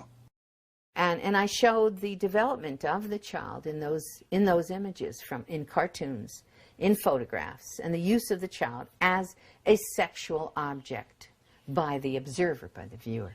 And I said, your average guy thinks he's buying a girly magazine, a magazine that's just pictures of pretty girls.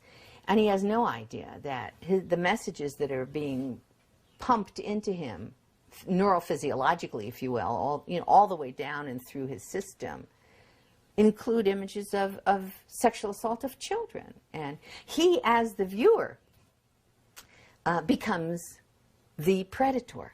That's just the way the human brain works.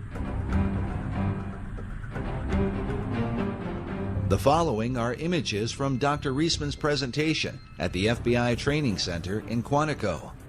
Please understand, the most severe images we are unable to show you. Dr. Reisman demonstrates how the cartoon imagery of children progressed into real-life images, either of children or of legal-aged women who were made to look like obviously underage girls. Over time, the scenarios suggested greater degrees of sexual aggression and violence, including murder.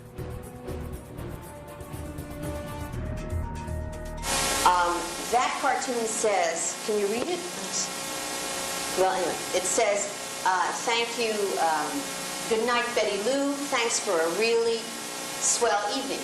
Now here, we do see the penis. One of the few cartoons that we have the male penis. Of course, it appears that the gentleman has murdered Betty Lou.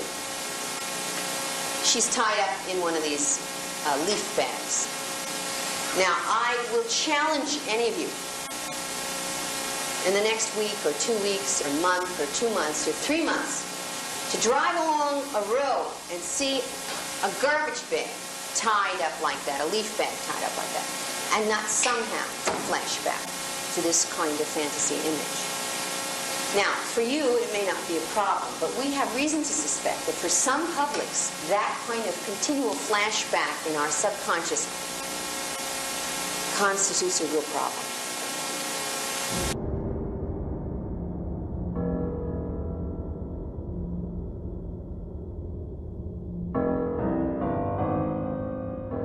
Dr. Reisman believes that millions of American men have been conditioned for decades by such imagery, often struggling with an addiction that they don't understand and cannot escape.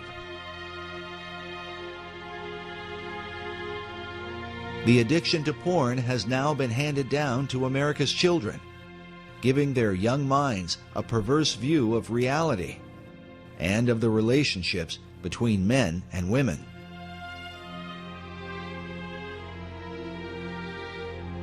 With mainstream soft porn magazines having normalized the idea of sex and violence against children, could this be, as Dr. Reisman has taught, the reason for the continued rise of child abductions, child molestation, and even child murder in our country?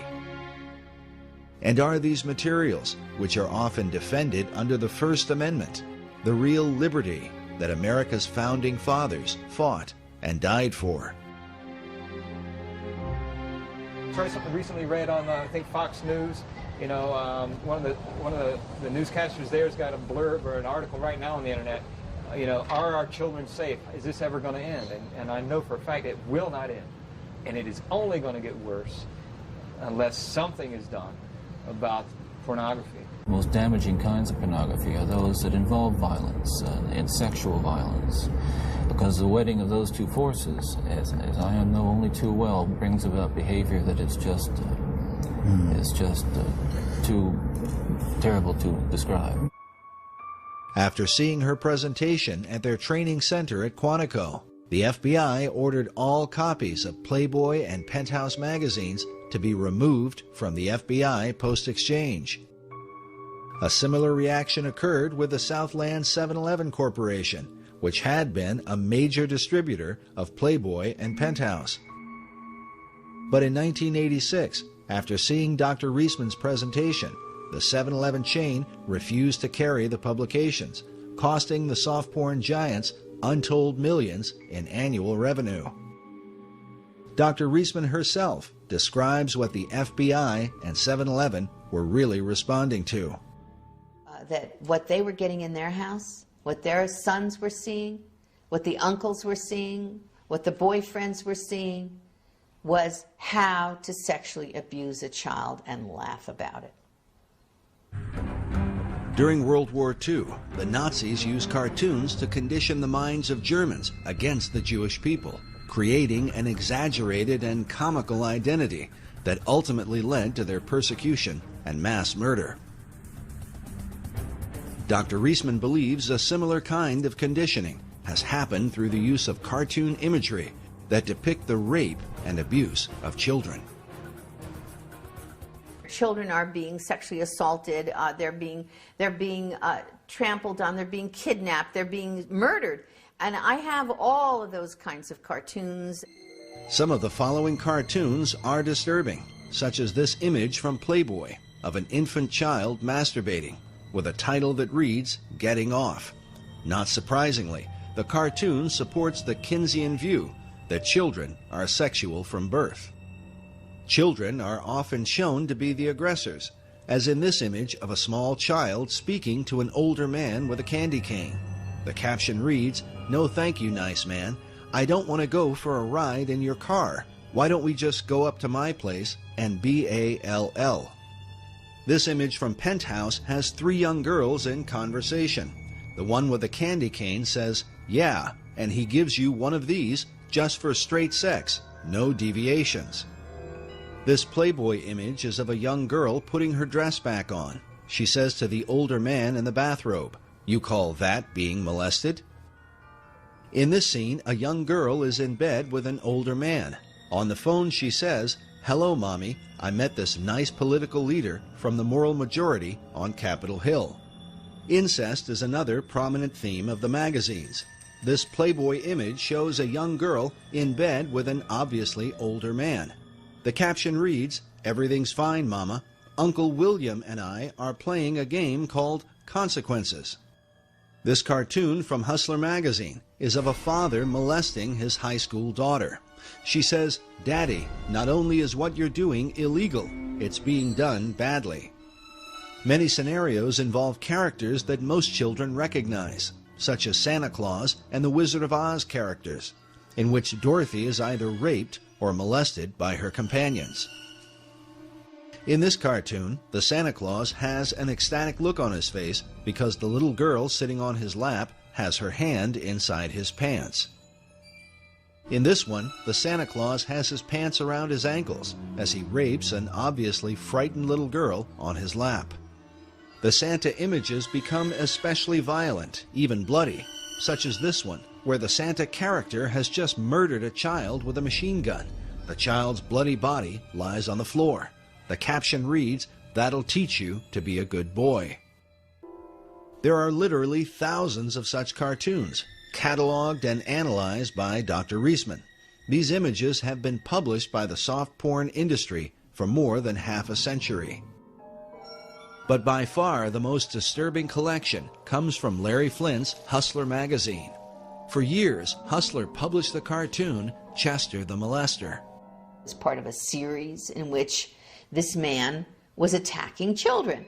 The classic Chester cartoon is this one, where Chester sits naked in a chair with 3 young girls who have obviously been kidnapped, bound, and raped. The caption coming from the TV reads, "It is 11 o'clock. do you know where your children are? Dr. Reisman believes that because of suggestive imagery like this, many parents don't know where their children are. Sadly, some of them will never see their children again.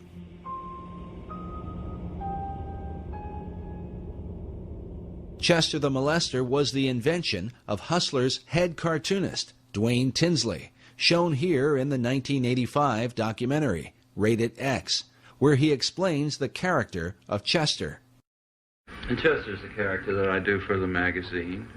You'd have this dirty old guy that would do anything to trap a young girl. When you say young girl, how young do you mean? Well, at that particular time, he was after the younger ones, 10, 12. His idea is that he wants to get all little girls. Look again carefully at this disturbing image, where Chester is writing information on a notepad, almost as if he were recording data like one of Kinsey's pedophiles. First of all, if he's going to trap a little girl, you know, the idea for him would be to knock her out or something. I don't know.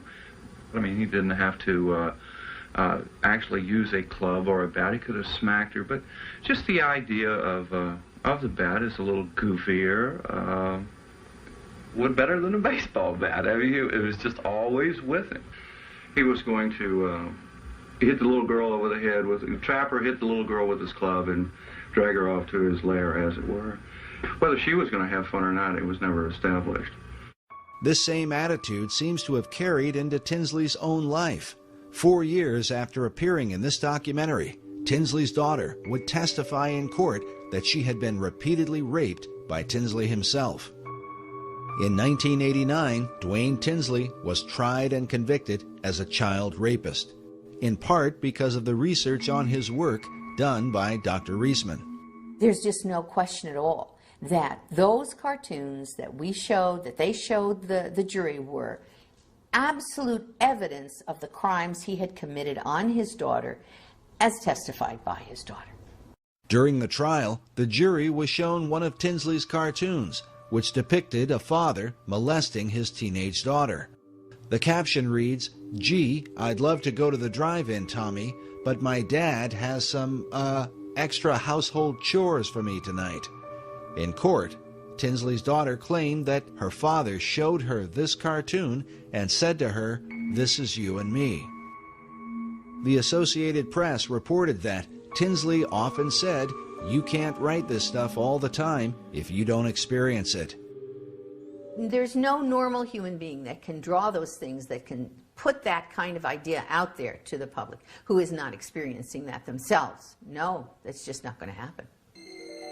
But Tinsley was not alone. His employer, Larry Flynt, was also accused by his daughter, Tanya Flynt Vega, in her book, Hustled, in which she claimed that her father used the Chester the Molester cartoons to introduce her to the idea of sex, and then raped her when she was only 9 years old. Like many pedophiles, Larry Flynt was never charged with a crime and openly denied his daughter's allegations. Even Hugh Hefner is said to have been guilty of statutory rape. According to biographer Russell Miller in his book, Bunny, The Real Story of Playboy, Hefner himself enjoyed making love to a schoolgirl who had attended his daughter's Sweet 16 birthday party. Miller's evidence was based on the testimony of the staff that worked in the Playboy mansion at the time. As with Larry Flynt, Hefner was never charged with a crime.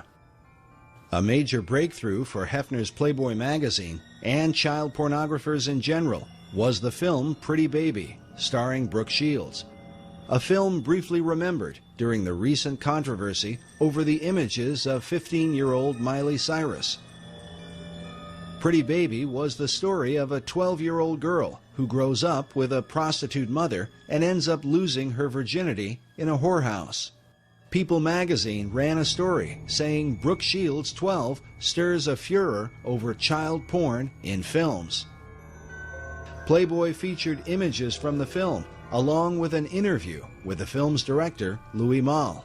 In the interview, Malle said, when Playboy requested a photo that would express my personal vision of eroticism, I sent a shot of my 2-year-old daughter, Justine, naked. This led to the photos above of Brooke Shields, whom I cast in the title role of my new film, Pretty Baby.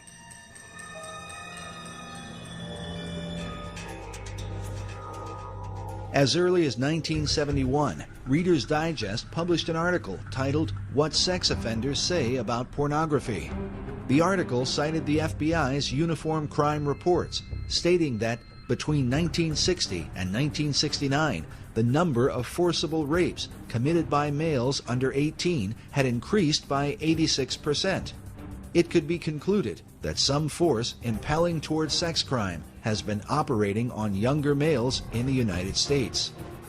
The period described by the FBI was one in which Playboy magazine had been the principal form of widespread pornography in America, especially the kind that would find its way into the hands of underage males. Then in the 1980s, the Surgeon General, C. Everett Koop, called pornography a clear and present danger to American public health. And who could forget the disturbing warning given by serial killer Ted Bundy in his final interview with Dr. James Dobson just hours before his execution in 1989. Listen, I'm no social scientist, and I haven't done a survey. I mean, I don't pretend that I know what John Q. Citizen thinks about this. But I've lived in prison for a long time now. And I've met a lot of men who were motivated to commit violence just like me.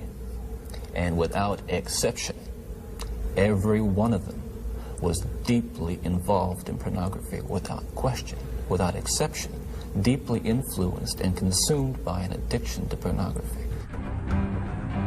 Despite these warnings, the so-called soft porn industry has been normalized in America, partly because some of the most powerful social and political leaders of the last half-century have given interviews and appeared in these magazines, helping to make them part of America's mainstream.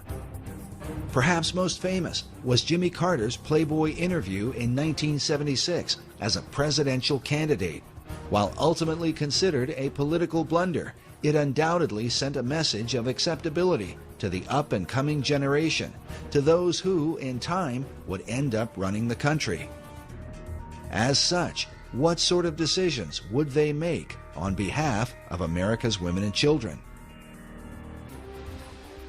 It is also important to consider that the warnings from Ted Bundy and the Surgeon General were given years before the widespread use of the Internet, where today pornography is available to the masses like never before in history. The Internet, I'm not trying to say is a real negative and dark thing. There's a lot of positive and good things coming out of the Internet, but people need to be aware of the dark element that the Internet provides to people. And it's in a very private, secret place, so people can keep can be anonymous. Whereas, 20, 30 years ago, to go to a porn shop, you'd have to go to a seedy part of town and people would recognize you. It's not that way anymore. It comes right into your house. And that's why I think it's so dangerous. The idea that pornography doesn't really hurt anyone is a fallacious argument. How many marriages, how many tens of thousands, perhaps millions of people are hurting in their relationships because of pornography?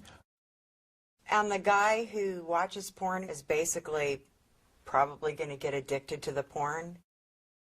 And if he does ever get married, sex is never going to be right because he's going to be so obsessed with the pornography that's not even real anyways. I believe that God intended sex to be between a man and a woman, a husband and a wife. Can you explain the images on the computer? This is nothing right here.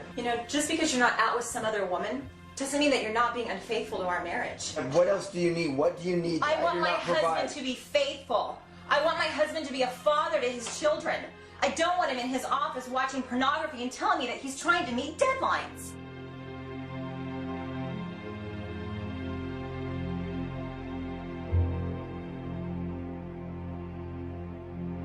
It's said that the greatest myth about pornography is that nobody gets hurt. Some even argue that porn is a healthy outlet for men and women alike. But has this really proven to be the case? Or does an addiction to porn create a kind of shadow person, someone who ends up leading a double life? One that the rest of those in his world can only wonder about. And when his dark secrets are finally brought into the light, what will be revealed?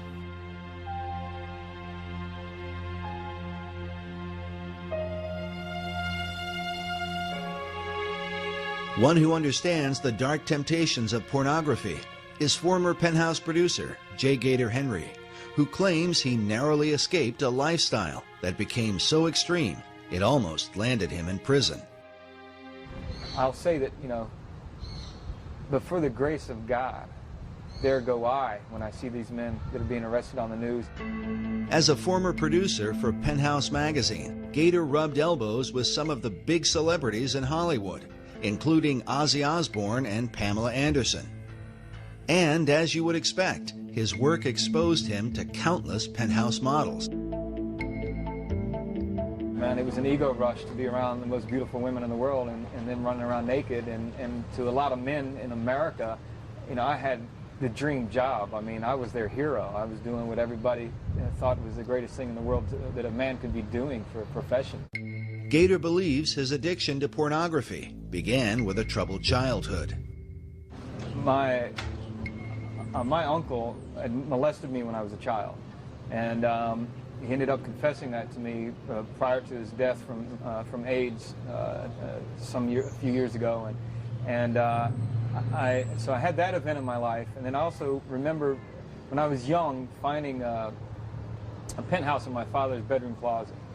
And boy, I thought that was the greatest thing since sliced bread when I found that thing. And when you're at that age and everything else, and so I immediately was hooked on the whole thing. So it's kind of interesting that everything turned around and ended up working for Penthouse. And pornography, especially printed pornography, people think that Penthouse or Playboy or whatever is innocent. And I'm here to say that it's absolutely not.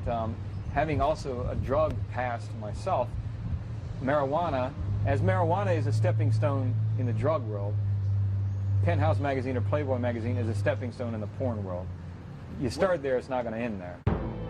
Gator claims that the steps on his journey through pornography led him into deeper and darker levels of perversion. Eventually, he found himself on the brink of criminal behavior. It got so bad where I would get on the internet. Again, I was just consumed. The ages of the girls I was looking at, in order for me to get the rush and to get that tingle, that buzz that I wanted to get from the sexual side of it, what happens is you start looking at younger and younger images, younger and younger pictures of girls. And what happened for me one day was, the thought just slammed to me that I probably have done things and probably had images on my computer at that time that could put me in prison. I look at these men who abduct these young girls and they molest them and kill them, bury them alive or whatever they do, stab them multiple times and stuff. And I know that those men, like me, they didn't wake up, they didn't start off, they didn't grow up as a little boy saying, oh, my ambition in life is grow up to be a child molester and killer. And I know for a fact that everything in the marrow of my bones, because I've been there, I've walked and lived it, that pornography took them to that place where just your average Joe comes to a place in his mind and in his being where he's so consumed with that fulfillment of that lustful thought and pleasure, with that thought that he has to fulfill it. And the fantasy becomes so overpowering and so all-consuming. And those are the guys that go out and take these girls.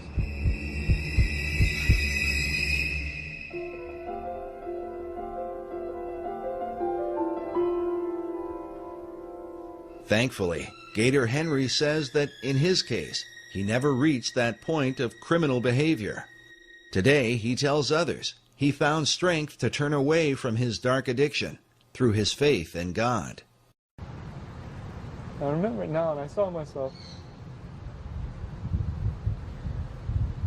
How wretched I really was before him, and how I had sinned against him, and he'd been so merciful to me.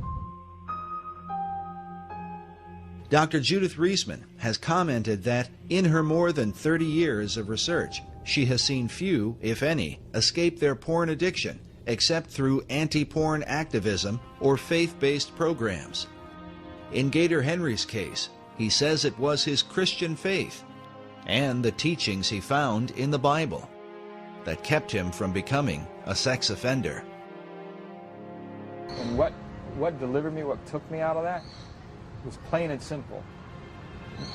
Nothing but the power of Jesus Christ and the power of His Spirit through the fear of God. That fear might be summed up in the Gospel of Luke.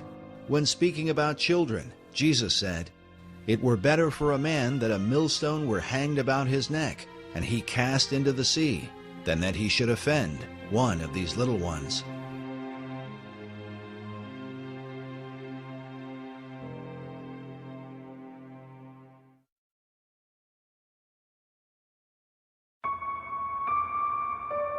In 1994, an underground film was released titled Chicken Hawk: Men Who Love Boys. The film documented the lives of certain members of NAMBLA, the North American Man-Boy Love Association.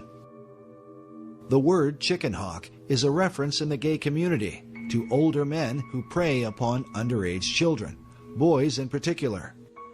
I have all my life been attracted to younger boys. Where are the boys? Boys are everywhere. You don't have. There's no one single place. There's the mall, the supermarket, the street, the sports event. I can look out my window and see the school, and it's like Moses looking across to the promised land.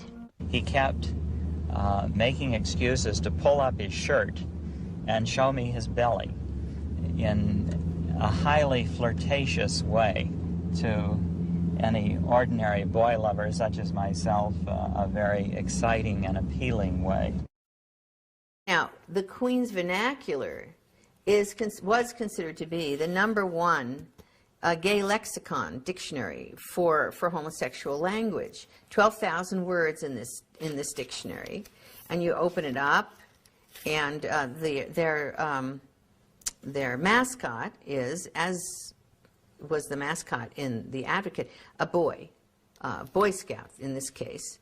And the 12,000 words that are in here all relate to the in language, the cant that's being used within the homosexual movement amongst homosexuals. What do all these words mean? Well, they had a certain meaning for the homosexual world that the straight world didn't understand. It's another language. Very interesting because, 12,000 words, well, when Webster compiled his American Dictionary to distinguish us from the English, that had 12,000 new words as well. So that we were distinct from the English, from Samuel Johnson's dictionary. Webster said, no, we're a unique people. He had 12,000 words to show that. So this dictionary says, we are unique people. We have 12,000 words to show that. And some of those words we compiled we did an analysis of these words. And we found that the #1 quoted word, in order of importance, was a chicken, which relates to boys. Chicken, a young recruit, any boy under the age of consent, heterosexual, fair of face, and unfamiliar with homosexuality. There are 254 words there that deal with sex with boys. One of the most disturbing sequences in the film Chicken Hawk were a series of interviews done with parents whose children were being openly preyed upon in a small community by this pedophile, a man named Leland Stevenson. He is shown openly preying upon underage children, looking for an opportunity to molest them. So what happened? What? You made the phone ring. Oh, you made the phone ring? Oh, well, let's see how you did that. Oh, geez. You're just text record. No, you can't get in trouble for this. He was so eager to tell me when his birthday was, and he was going to be 15 in less than a month on the 1st of December. And this is what life is about. This is what real life is about. I would say that he was in bloom, and that's it. The flower is responding to warmth. That is, I as a human being am bathing him in a certain kind of celestial warmth. The frustration of the parents interviewed in this film is not unlike that of parents across America who live in fear of seeing their children violated by sexual predators. I'd probably kill him. Honest, I probably would, if he would have bothered my kids. You know, they prey on these children and how they can stand up and tell people what they believe in and that there's nothing that you can do about it. I don't understand our judicial system, that's for sure. Chicken Hawk, Men Who Love Boys, stands as a powerful indicator of the damage done to America in its post-Kinsey era. We remind the audience that the group NAMBLA, who are the focus of this film, claim to take their inspiration directly from Alfred Kinsey. And while many in the gay community would deny that homosexuality is linked to pedophilia, it is worth noting that the very founder of the gay rights revolution, Harry Hay, consistently advocated the inclusion of NAMBLA in gay pride parades. In fact, here is a photo of Hay marching in a parade with the words, "NAMBLA walks with me," written on his back. Needless to say, Hay had been persuaded by his chief influence, Alfred Kinsey. Like Kinsey, many pedophiles refuse to acknowledge that their sexual involvement with children qualifies as child molestation. Kinsey said some of the most brilliant things imaginable about that. Pedophilia is an almost non-existent kind of crime, and the thing that he hated most about it is that people use words like child molestation. What is that? Nobody knows. Abuse of children, are they talking about bollocks them against the ear or hitting them with a stovepipe? Are they talking about tickling them a little? Are you talking about fondling? You're going to put fondling and death attacks in the same group? As Kinsey said, by this kind of paranoia, you do the child more damage for life than all the pedophiles in the world would do. Is it true that a vast majority of homosexual men admit to having engaged in pedophilia at some point? Oh, yeah, surely. There's a vast majority of homosexual males are on record within the homosexual literature itself. Even The Advocate admitted to, at minimum, 21%, and we had up to 70-some% by other homosexual publications and researchers, and one of them, one of the research publications came out of the Kinsey Institute. When we have this high rate of AIDS amongst young men who've been infected as boys, which means that they were basically being sexually assaulted, this is what I consider mass murder when you're talking about thousands of boys who have been molested by men who end up with AIDS. And we have a statement by one of the, in The Advocate, by one of the leaders in the homosexual movement who says, these boys are being used as sex toys, he says, I know that, by many homosexual males. He says they don't seem to think it matters. It doesn't matter to them because they're perceiving of these boys as sexual toys, and they're assuming that the boys, quote, like it. Well, it's back the same old business if she says no, no, no, but she really means yes, yes, yes, but it's applied to young boys.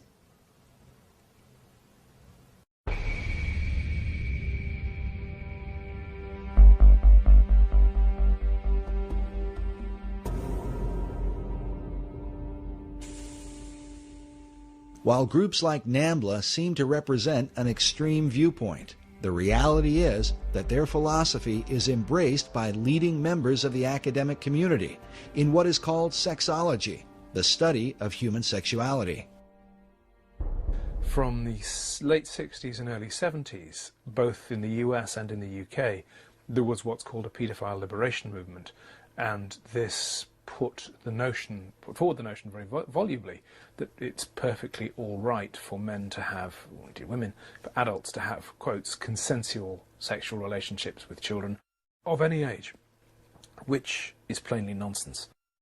But the pedophile liberation movement is still at work in America's academic institutions and includes men who design the thinking behind what is taught in America's sex education programs. You roll it down the penis, and that protects the man when his penis is inside the woman's vagina. There was never any science in all this. It's got nothing to do with science. It's always been political. It's always been people's own sexual perversions that have driven them.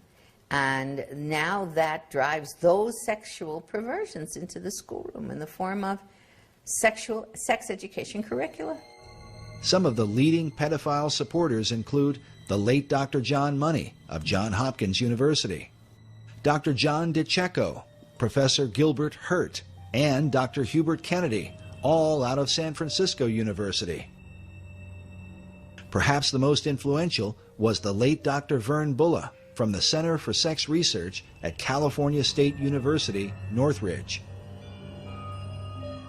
Each of these men have either been editors for or have appeared in the Netherlands publication Paideia, the Journal of Pedophilia, a pseudo-academic journal specifically dedicated to normalizing and ultimately legalizing child molestation in society.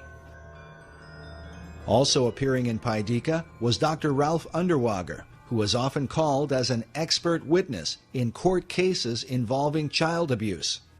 In his 1991 interview with Paideia, Underwager stated that pedophiles can boldly and courageously affirm what they choose. They can say that what they want is to find the best way to love, an acceptable expression of God's will for love and unity. It may take people being arrested. Revolutionaries have always risked arrest. As alarming as this is, during our investigation, we were surprised at the number of people who seemed to accept the pedophile philosophy. And how do you feel about the issue of child pornography? I kind of think that it probably doesn't make sense in the same way that nothing else makes sense, but unlike a lot of people who just have this visceral reaction to it, I kind of feel like if people are having sex and if they just want to do it, openly, it really shouldn't make a difference what age people are. It's our strict laws that result in so many of these kids being killed by child molesters because they're so afraid of what would happen to them if they get caught. It's a direct result of our stringent laws. I mean, I think everybody's got to be broken in somehow, and ever since the dawn of man, it's been a normal thing where people, when they're young and don't know anything, get broken in by somebody. If they're old enough to bleed, it's all good, as far as women are concerned. Today, the two leading institutes that promote pedophilia are the Kinsey Institute in Bloomington, Indiana, which receives more than $700,000 a year in taxpayer funding, and in San Francisco, the Institute for the Advanced Study of Human Sexuality, a private institution founded by Kinsey's homosexual lover and co-author Wardell B. Pomeroy. Despite its storefront appearance, the Institute is said to be the Harvard University for all human sexuality training. This institute creates the PhDs, the master's degree people, the teachers, the bachelor's degrees, the safe sex educators, and a whole variety of other AIDS prevention people that go into the schoolrooms all over the country and teach children about homosexuality, heterosexuality, bisexuality, bestiality, condoms, and all the rest of it. Teach sex. In all cases, these are people who are Kinseyan trained. On their official website, the Institute states that there need to be sociosexual activities available to those disadvantaged because of age. Some believe this is a veiled reference to children, and that the Institute calls them disadvantaged because it's illegal for them to engage in sex. Can this really be the case? We decided to pay a visit to the Institute and question them about this and some other information on their website. Even if it's 2 minutes, the opinion. No, I really can't. No. Can you answer one question for us, sir? Needless to say, our initial attempts were met with resistance. Can we get just one answer? On your website, which you make public, you say that you help those who are disadvantaged because they're aged sexually. Does that add up to endorsing pedophilia? We do not endorse anything up there. I would strongly recommend that you turn the camera off and leave right now. This is private property. Get out. Despite what appears to have been a denial, the Institute's website declares it is the sexual right of all people to engage in sexual acts or activities of any kind whatsoever, and that people have the right to sexual entertainment, including sexually explicit materials dealing with the full range of sexual behavior. If taken literally, these so-called rights would obviously include pedophilia and child pornography.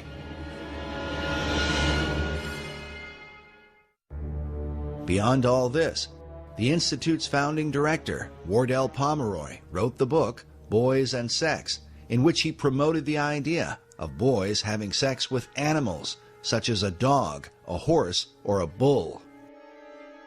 Pomeroy also stated that incest between adults and younger children can prove to be a satisfying and enriching experience.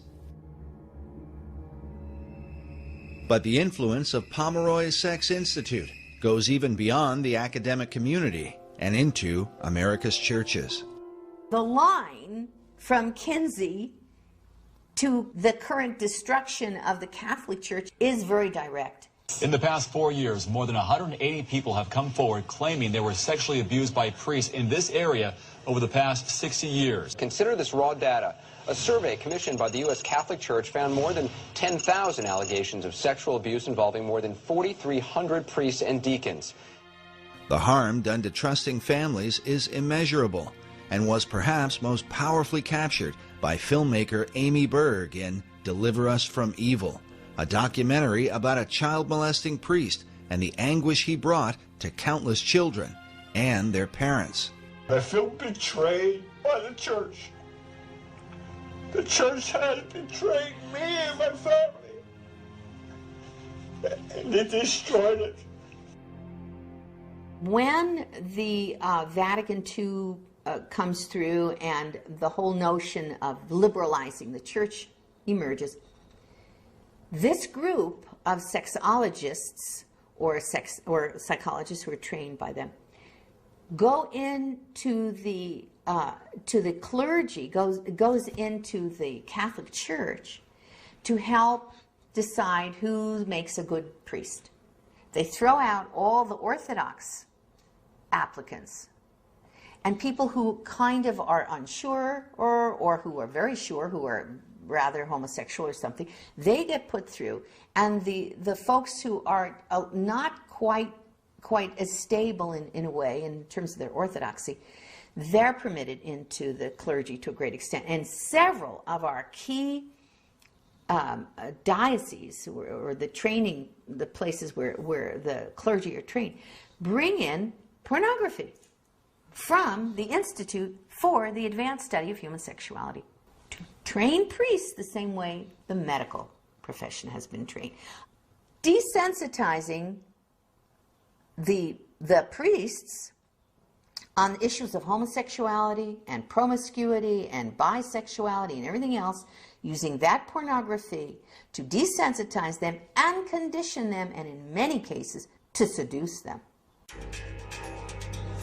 But the fallout has extended into mainstream Protestant churches as well, with one scandal after another, involving some of America's top evangelical leaders. I have sinned against you, my Lord. It just is a tragedy of the first order. You know, I could give you a theological reason, Nancy. I think the enemy of our souls, Satan, assaults the church and assaults the truth. As with Roman Catholicism, Protestant sex scandals all over the country often involve pedophile pastors and church leaders preying upon young children. While the hypocrisy involved is undeniable, Can it be that this is the unavoidable conclusion of Kinsey's sexual revolution? A society so overwhelmed with temptation that even the most would-be pious members find it all but impossible to resist. And what will this mean for churches in America? There's a whole issue of denial. We have turned our back on understanding that this is a significant, profound problem in the church. And I think that there needs to be an awareness and education, and I think that pastors need to address it from the pulpit. Jeff Reinke is the marriage and family pastor of North Coast Calvary Chapel in Carlsbad, California. He believes that what we currently know about men struggling with sexual addiction in American churches is far worse than many Christian leaders are willing to admit. I am grieved at the lack of moral outrage that there is lacking today in our culture, and particularly in the church, in the whole area of sexual perversion. I believe it is the Mount Whitney. I think addiction, and particularly sexual addiction, is the Mount Whitney of sin in the church today. If I could use a more effective metaphor, I really think it's like an iceberg, is we just barely see the tip of it. But underneath the surface, there is such deep denial, and that denial is led to personal destruction, I think, particularly with men. This is nothing, right? This is nothing. Don't mean anything. This is nothing. I mean, I'm looking at a few pictures. Would you rather I'm actually with another girl? Like I mean, did I actually cheat on you? You know, actually, I would prefer that my husband not do either one. Are you trying to give me an option? It's either a prostitute or the computer? There's not a week that goes by in my own counseling practice that I am not counseling a couple, that I don't get a phone call or an email in regards to sexual addiction. I had a wife whose husband is a lawyer in the area, and she's filing for divorce. For the last 6 years, he's been caught in prostitution, in pornography, in striptease centers and so forth. And she asked me this question. She said, how is it that he could call himself a Christian for the last 5 years, that he's been struggling with this stuff? How can he call himself a Christian? Could you tell me that, Pastor? When is it going to stop with you? I'm not covering for you anymore. Dude, what's there to cover? There's nothing wrong with this. Did you look at it? There's nothing wrong with Yeah, I did look at it, and so did your son. Yeah, so what? What kind of a father have you become? Now you're going to talk about me being a father? It's going to stop, and it's going to stop now. It already stopped. That's what you said months ago. What kind of marriage is this? You know, it's one thing that you make me feel like I'm not even your wife, that I'm worth nothing, that you have to look at magazines and porn. What do you expect from me? I can't even look at you anymore. How do I explain this to your children? You know, you've got a problem, and now you've made it ours. Fix it.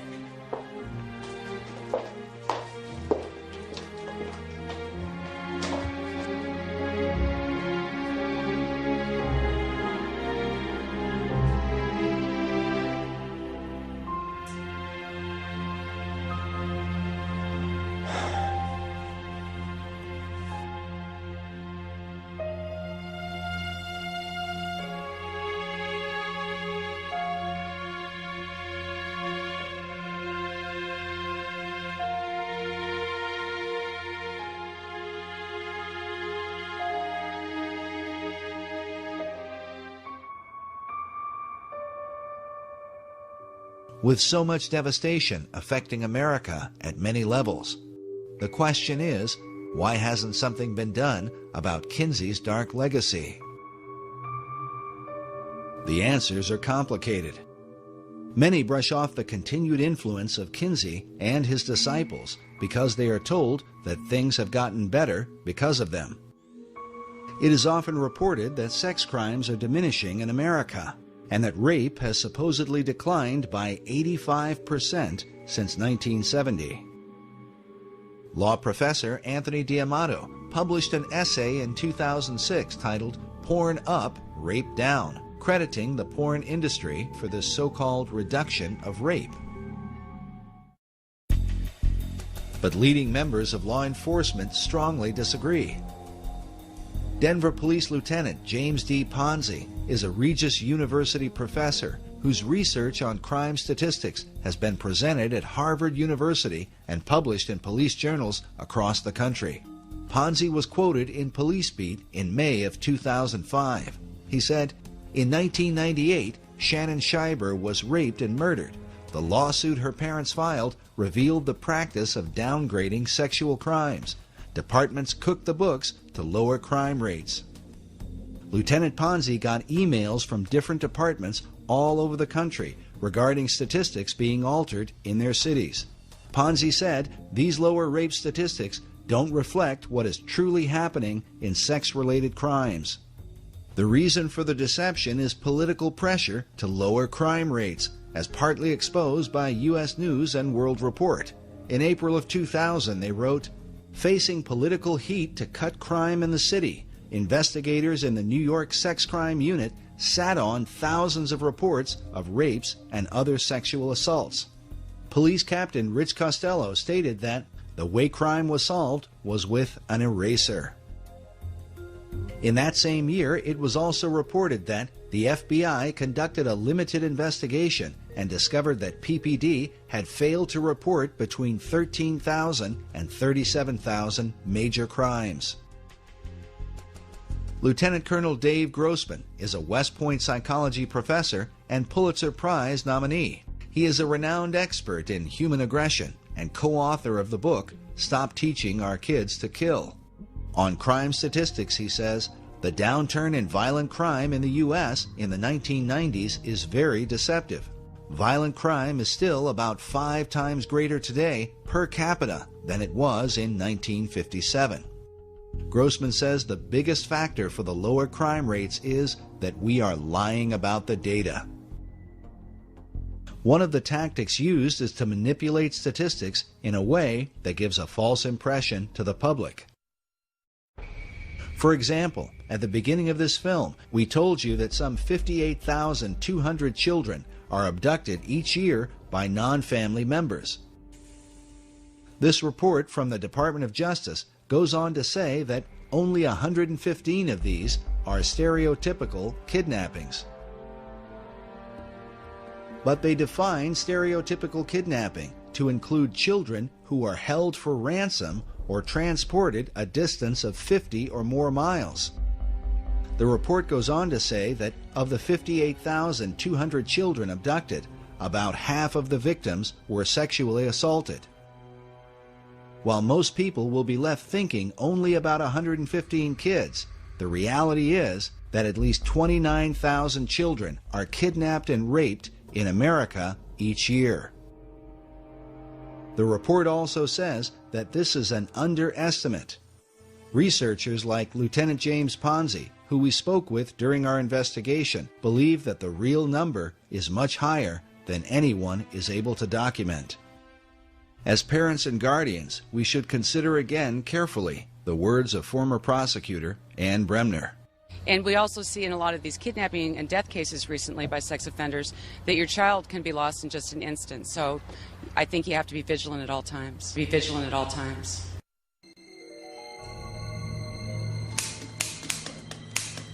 Manipulation of truth and political pressure have continued to protect the influence of Alfred Kinsey and his followers for more than half a century. In the 1980s, the Reagan administration developed a commission to investigate the influence of pornography. The Department of Justice brought in Dr. Judith Reisman, who initially wanted to investigate Kinsey along with the images in Playboy, Penthouse, and Hustler. But just as the Reis Committee was opposed in the 1950s, so Dr. Reisman was shot down in the 1980s. She conducted her research at American University, but once she began, the university vehemently opposed any investigation into Kinsey, and she was forced to drop it. I said, I'm not doing anything with human subjects. I'm just going to be researching his work, the things that he's already written. And they said, no, no, no, you can't do that. So academic freedom was completely eliminated because the Kinsey Institute had some kind of power structure going there that caused them to be unable to allow me to pursue a United States Department of Justice grant from our country that would have allowed me as an objective researcher to look into the Kinsey research as it stood. The president of American University at the time was Dr. Richard Berenson, who was later exposed in a sex scandal involving a series of obscene phone calls in which Berenson claimed he had a 4-year-old girl that he kept as a sex slave down in his basement. The calls were eventually traced to his office at American University. Berenson was exposed as a pedophile. And I spoke with a lawyer later, and it turned out, of course, he had pornography in his drawers. They cleaned out the office, got rid of the pornography, though they found out later, the lawyer did, that it had been there. And he quickly fled, ran to Johns Hopkins University, and entered there and stayed there for, I think it was 3 weeks, and got a clean bill of health from Johns Hopkins, saying that... like psychiatric treatment? Yes. Yes, suddenly he was okay. But political opposition came not only from American University, but also in Washington, D.C., over the analysis of Playboy, Penthouse, and Hustler. As a result, Dr. Reisman was forced to publish her report independently. The FBI and 7-Eleven took notice, as we mentioned earlier, and that's when the soft porn giants fought back. In her book, The Powerhouse, journalist Susan B. Trento documents how Playboy and Penthouse magazines hired a Washington-based PR firm named Gray & Company to create a media blitz that would discredit Dr. Reisman and the entire Reagan Commission on pornography. She writes that dealing with Judith Reisman was not difficult. Since Reisman was without political savvy and lacked allies, she made a most appealing target for discrediting. Trento says that Gray & Company charged between $50,000 and $75,000 per month for the campaign against Dr. Reisman, and that for this particular account, much of the cost was borne by Playboy. Penthouse also provided funding. Because of the controversy, it would be a decade later before Dr. Reisman's research would be officially embraced by the Department of Justice. In a letter written by past administrator Robert Sweet, he says, while the massive affluent sex industry has employed nearly every technique in their arsenal short of violence to stop Dr. Reisman's work, they have not shown her findings to be incorrect or methodologically flawed in even the smallest detail. Why don't you care more about the children than you do about protecting the finances of the sex industry and the sex establishment? Yes, Judah. Right, the sex industry. So, tell me about this sex industry. Dr. Reisman has for years argued against the harmful impact of the sex industry on America's children. Many of the PhDs who teach in our universities have not only been associated with the Journal of Pedophilia, but have also served as the board members for pornographic magazines like Penthouse Forum. These are the people who have designed the programs for sex education in America. Because Kinsey chose to define the pain and suffering of abused children as orgasm, he then argued that children were sexual from birth and should be taught about having sex as soon as possible. While most who promote the programs probably don't know it, this thinking is what lies behind the idea of teaching sex education to kindergartners.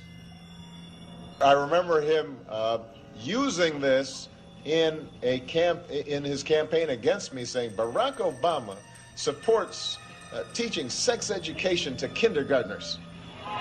And, you know, which I didn't know what to tell him.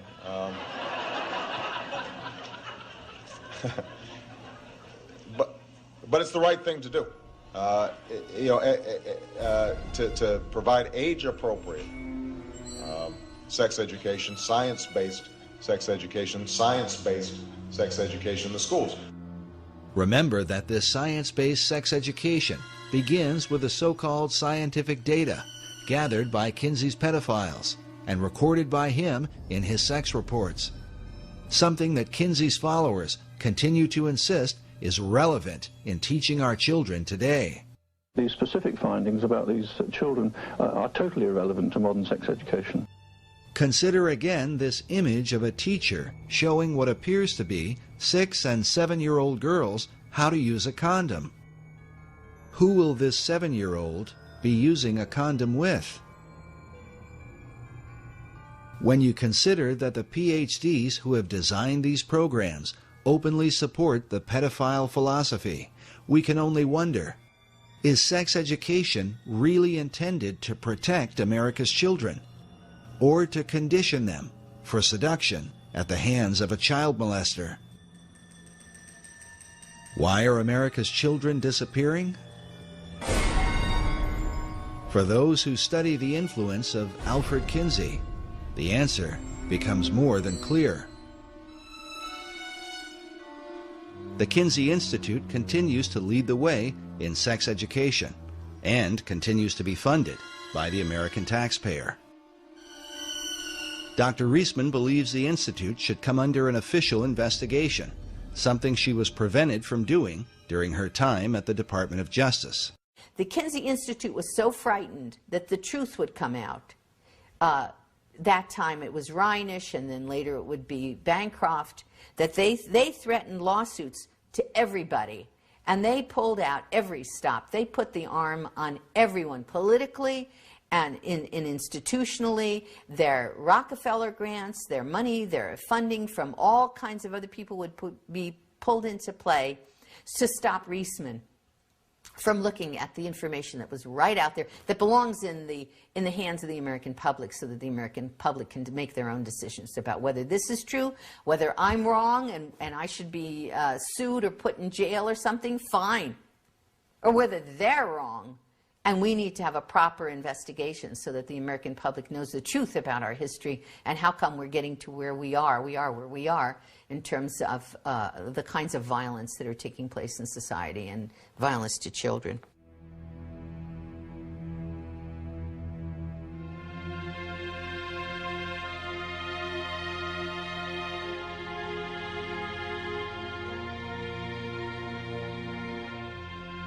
We are told that our founding fathers went to war so that America might be free. But how they would respond, we can only wonder, if they could see our country today and witness how we now define that original liberty for which brave men fought and died.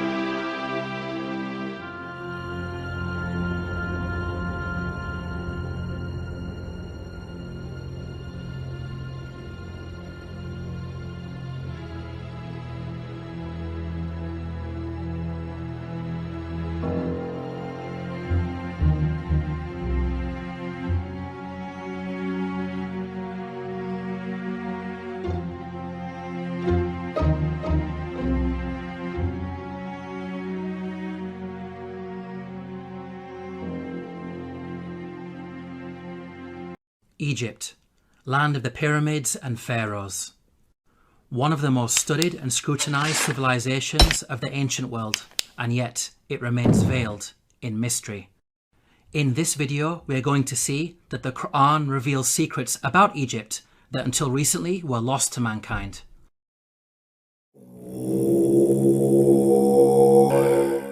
Pharaoh was a tyrant in Egypt, enslaving and persecuting the children of Israel.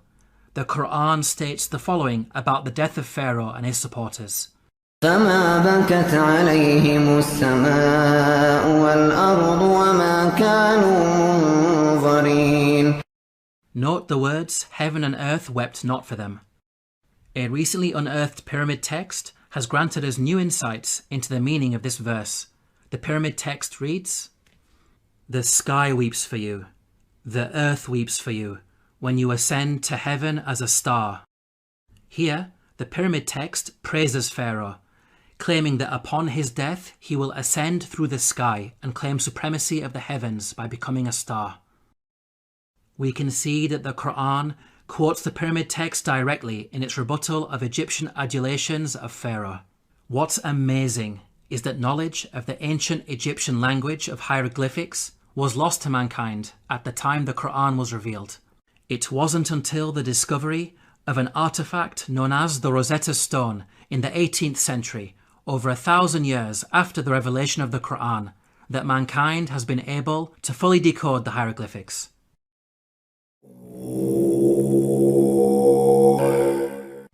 When you hear the word Pharaoh, what comes into your mind?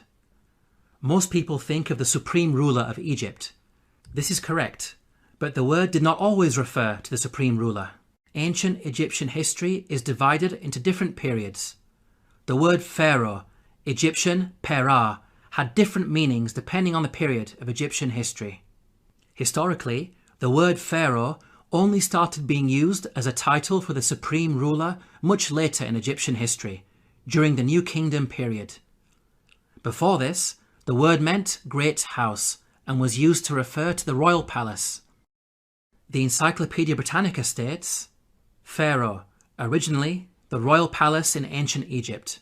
The word came to be used for the Egyptian king under the New Kingdom.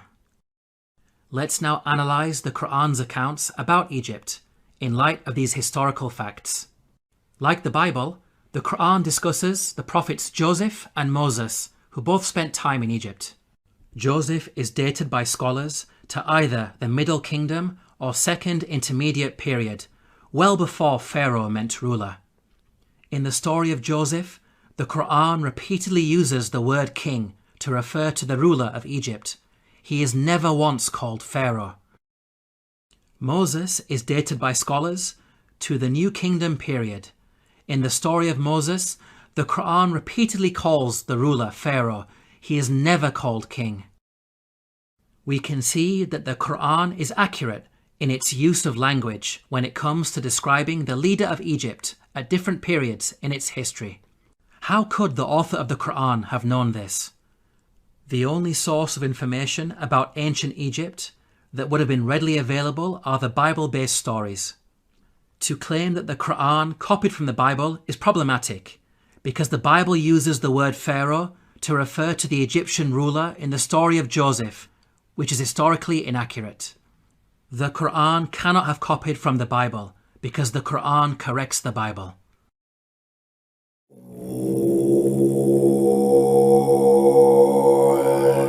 The Bible explicitly states that at the time of the Exodus, the Israelite men were vast in number. The Israelites journeyed from Ramesses to Sukkoth. There were about 600,000 men on foot, besides women and children. If we factor in the women and children, then the total number of Israelites would realistically be in the millions. This claim of a vast nation is problematic in light of other information that the Bible provides. Firstly, Pharaoh is said to have appointed 2 midwives to deliver and murder Israelite babies. The king of Egypt said to the Hebrew midwives, whose names were Shiphrah and Puah, "When you are helping the Hebrew women during childbirth on the delivery stool, if you see that the baby is a boy, kill him."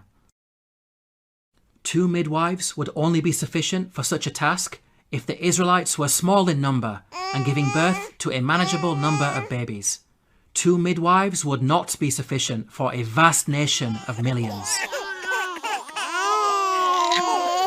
Secondly, the Bible tells us that after the Exodus, God informed Israel that they would not be granted the land of their enemies straight away.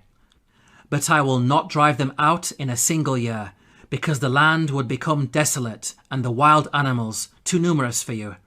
Little by little, I will drive them out before you, until you have increased enough to take possession of the land. Note the reason for the Israelites being denied immediate possession of the land. It is said that wild animals will overpower them. Such a statement only makes sense if the Israelites were small in number and not a vast nation of millions, as the Bible claims. By contrast, the Quran states that the Israelites were only a small band at the time of Moses. فأرسل فرعون في المدائن حاشرين إن هؤلاء لشرذمة قليلون.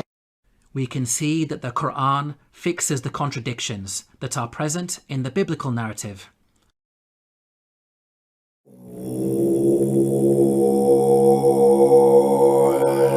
The Quran states that the punishment of crucifixion was used in ancient Egypt from the time of Moses all the way back to the time of Joseph.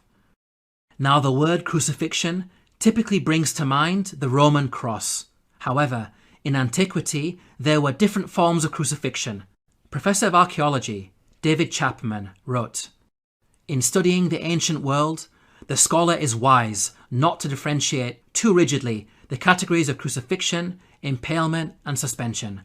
Hence, any study of crucifixion conceptions in antiquity must grapple with the broader context of the wide variety of penal suspension of human beings." The Arabic words translated as crucified in the Quranic verses all contain the root word solaba. Arabic dictionaries state that this root carries a number of meanings, including to harden or stiffen and to extract oily matter from bones. This word does not only mean death by being hung on a Roman cross. Rather, it indicates any method of execution which makes the body hardened or stiffened and results in the leaking of bodily fluids. So, impalement, suspension, and the Roman cross are all included without making any distinction. Archaeological evidence shows that the ancient Egyptians used to crucify people by impalement on a stake. The following entry is taken from an Egyptian German dictionary of hieroglyphics. Note the hieroglyph which depicts an impaled man. This is a punishment that was used throughout the different periods of ancient Egypt. The Abbot Papyrus is dated to the New Kingdom period. It mentions an oath that includes impalement. He took an oath on pain of being beaten and of being impaled. The earliest evidence for crucifixion by impalement is Papyrus Bulaq 18, which is dated to the early Second Intermediate period. It states, "A bloodbath had occurred with wood. The comrade was put on the stake." We can see that crucifixion by impalement on a stake was carried out during the New Kingdom period, and at least as far back as the Second Intermediate period. These time periods cover both Moses and Joseph, which shows that the Quran is historically accurate. As well as mentioning crucifixion, the Quran also narrates the following threat of mutilation made by the Pharaoh of Moses. لأقطعن أيديكم وأرجلكم من خلاف ولأصلبنكم أجمعين. Historically, we know that capital punishment in ancient Egypt became more severe with the advent of the New Kingdom period, which is the time of Moses. In fact, the specific punishment of mutilation is primarily associated with the New Kingdom period. For example, the Turin Judicial Papyrus records, persons to whom was done punishment by severing their nose and ears on account of them ignoring the good instruction said to them. These details about crucifixion and mutilation are missing in the Bible. There is a Jewish commentary, the Midrash Shemot Rabbah, which mentions Pharaoh threatening Moses with burning and crucifixion. But this is a much later work that was composed centuries after the Quran was revealed.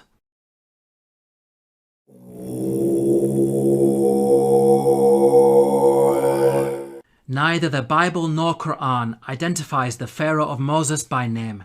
We can use the details provided in the scriptures to try to identify the Pharaoh. Both scriptures speak of the Israelites being taken into slavery before the birth of Moses. The use of Semites for slave labor occurred only during the New Kingdom period. So, we can place Moses somewhere in the New Kingdom period. This gives us a list of 33 possible pharaohs. Both scriptures also speak of an exodus of the Israelites out of Egypt. The Merneptah Stele is an important artifact that contains the first explicit reference to Israel in the archaeological record. It is dated to around 1208 BCE. It discusses the land of Canaan and mentions the Israelites in relation to Canaan, indicating that the Exodus had already taken place by this date. The artifact is contemporaneous to the pharaoh Merneptah.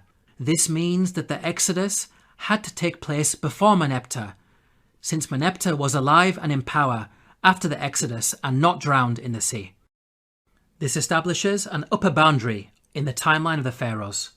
From the point of view of both the Bible and Quran, we are now left with 18 pharaohs as candidates who may have ruled during the time of Moses. Let's now delve deeper into the biblical narrative.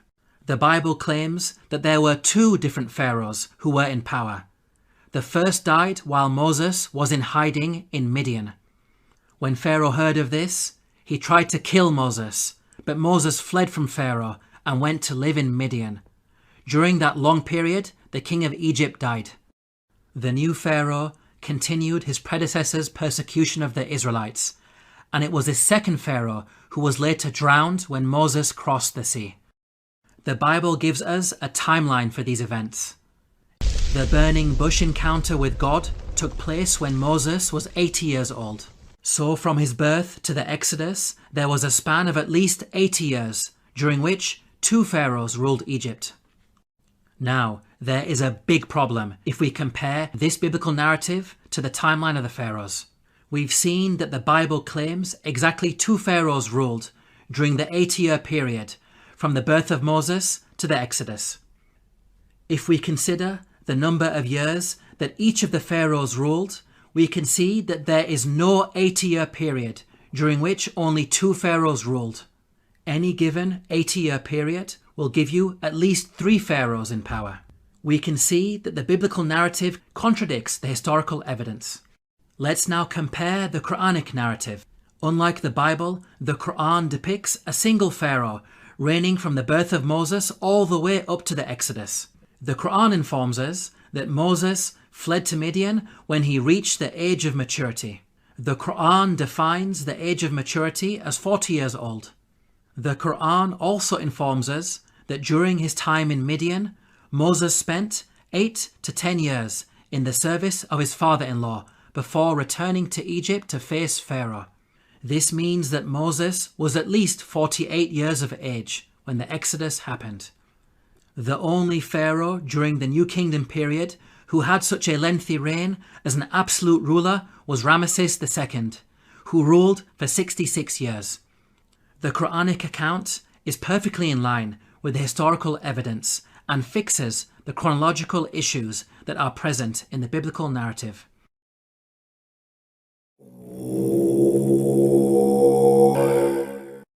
Let's now compare the life and religion of Ramesses II to the claims that the Quran makes about the Pharaoh of Moses. وَإِنَّ فِرْعَوْنَ لَعَالٍ فِي الْأَرْضِ وَإِنَّهُ لَمِنَ الْمُسْرِفِينَ. This claim that the Pharaoh of Moses was extravagant has been proven by archaeological discoveries, which show that Ramesses II was the grandest of the pharaohs. The archaeologist Peter Clayton wrote, "His genuine building achievements are on a Herculean scale." The archaeologist Eric Uphill wrote, "The palace of Ramesses was probably the vastest and most costly royal residence ever erected by the hand of man." The Egyptologist Kenneth Kitchen wrote, Certainly, in his building works for the gods, Ramesses II surpassed not only the 18th dynasty, but every other period in Egyptian history.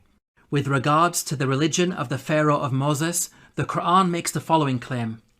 فحشر فنادى فقال أنا ربكم الأعلى. The Quran states that the Pharaoh of Moses was arrogant, exalting himself to the position of God. Modern archaeological discoveries have proven this to be true. Ramesses II built the great temple at Abu Simbel to honour himself.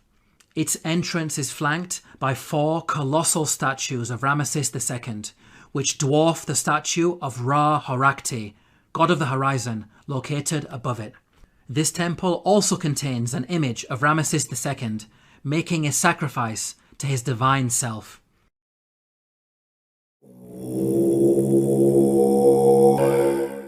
The Quran makes the following claim about the Pharaoh of Moses, who God drowned in the sea. فاليوم ننجيك ببدنك لتكون لمن خلفك آية. We can see that the Quran explicitly states that the Pharaoh's body will be preserved as a sign for future generations. Note that the Quran never makes such a statement about any of the other destroyed nations that it discusses, typically stating that their abandoned buildings and ruins have been made signs for later generations. This claim about a body being preserved is unique to the Pharaoh of Moses. The body of Ramesses II was discovered by archaeologists in the year 1881 CE. The mummy has been on display in the Cairo Museum, and over the last century, it has been seen by millions of tourists from all over the world. In the following documentary, Sir Tony Robinson states that Ramesses II is one of the few pharaohs whose body has survived largely intact. Just across the river from Luxor lies the famous Valley of the Kings, where Ramesses himself was buried. His mummy was discovered in 1881. One of the few pharaohs whose body has survived largely intact. Historically, priests had concealed his body in a secret location in the year 1000 BCE because of a problem with grave robbers. Nothing was known about his mummy in the intervening period of almost 3,000 years. At the time the Quran was revealed, the whereabouts and fate of Pharaoh's body was unknown. During the 3,000-year period in which the body was hidden, it could easily have been damaged or stolen. It may have even remained lost forever, locked away in its secret location, never to be rediscovered. If you think about it, these statements in the Quran are not only historically accurate, but also represent quite a bold prophecy.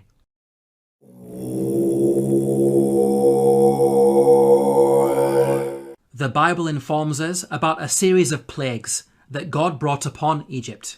The book of Exodus informs us that the first 6 of these plagues are as follows. First, the Nile was turned into blood.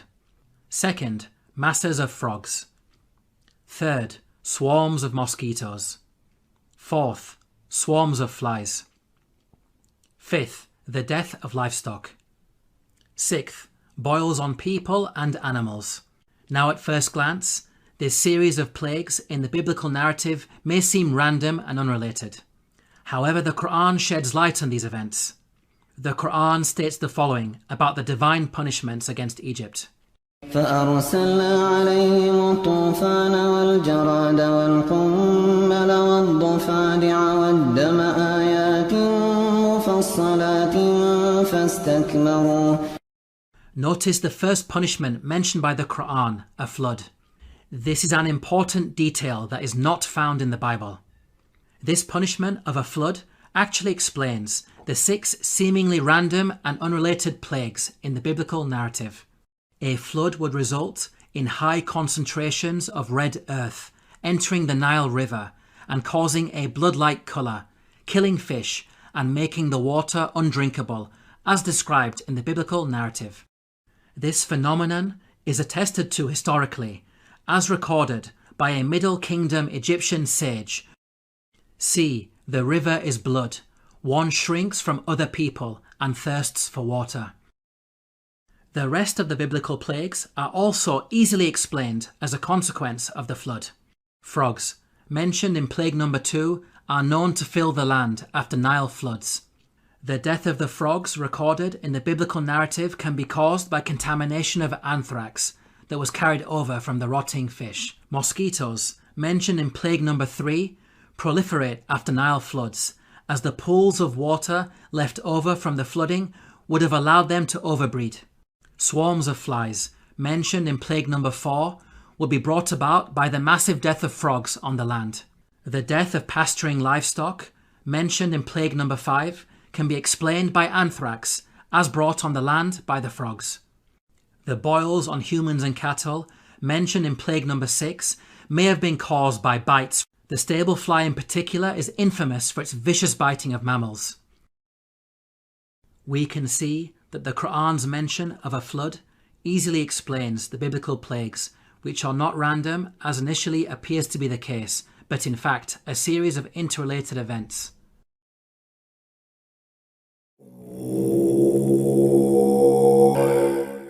The Quran mentions the following incident about Joseph while he was in Egypt. وشروه بثمن بخس دراهم معدودة وكانوا فيه من الزاهدين. Here the Quran states that Joseph was sold for a paltry price. The Arabic phrase used is darahima ma'dudatin, which contains the words dirham and ma'dud. Dirham means a unit of silver coinage or weight. Ma'dud means countable or limited in number. So the Quran is making the claim that Joseph was sold for a small amount of countable silver. There is plenty of historical evidence that standardized units of silver were used in transactions in ancient Egypt. Small pieces of silver, known as shati, were used in trade. The tomb of Nyanknum and Khnumhotep is dated to the Old Kingdom period. It contains a scene of a busy open-air market with goods for sale. Cubits of cloth, for example, are said to be sold for 6 shati. The Rind mathematical papyrus is dated to the Second Intermediate period. It discusses the relative values of gold, silver and lead in terms of shati. Small silver bars bearing the name of Pharaoh Tutankhamun have been dated to the New Kingdom period. They are inscribed with a hieroglyphic which states, Tutankhamun, ruler of Heliopolis in Upper Egypt. Until recently, historians believed that the minting of precious metals was a later Greek invention.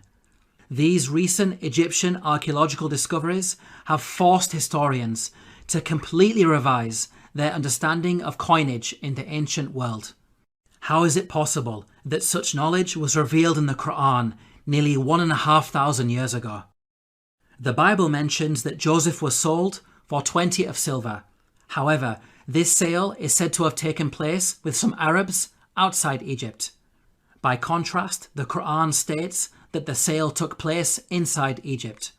So, the Bible could not have been used as a source by the Quran. It is in fact the Bible that contains historical errors when it comes to coinage.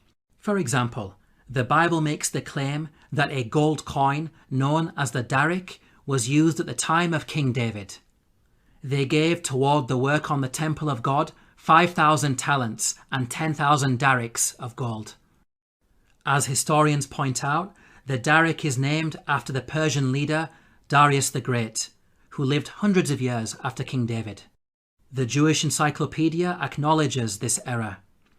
A notable instance of anachronism occurs in 1 Chronicles 29:7. Gold darics, coins which were not struck before the time of King Darius I, i.e. more than 400 years after David.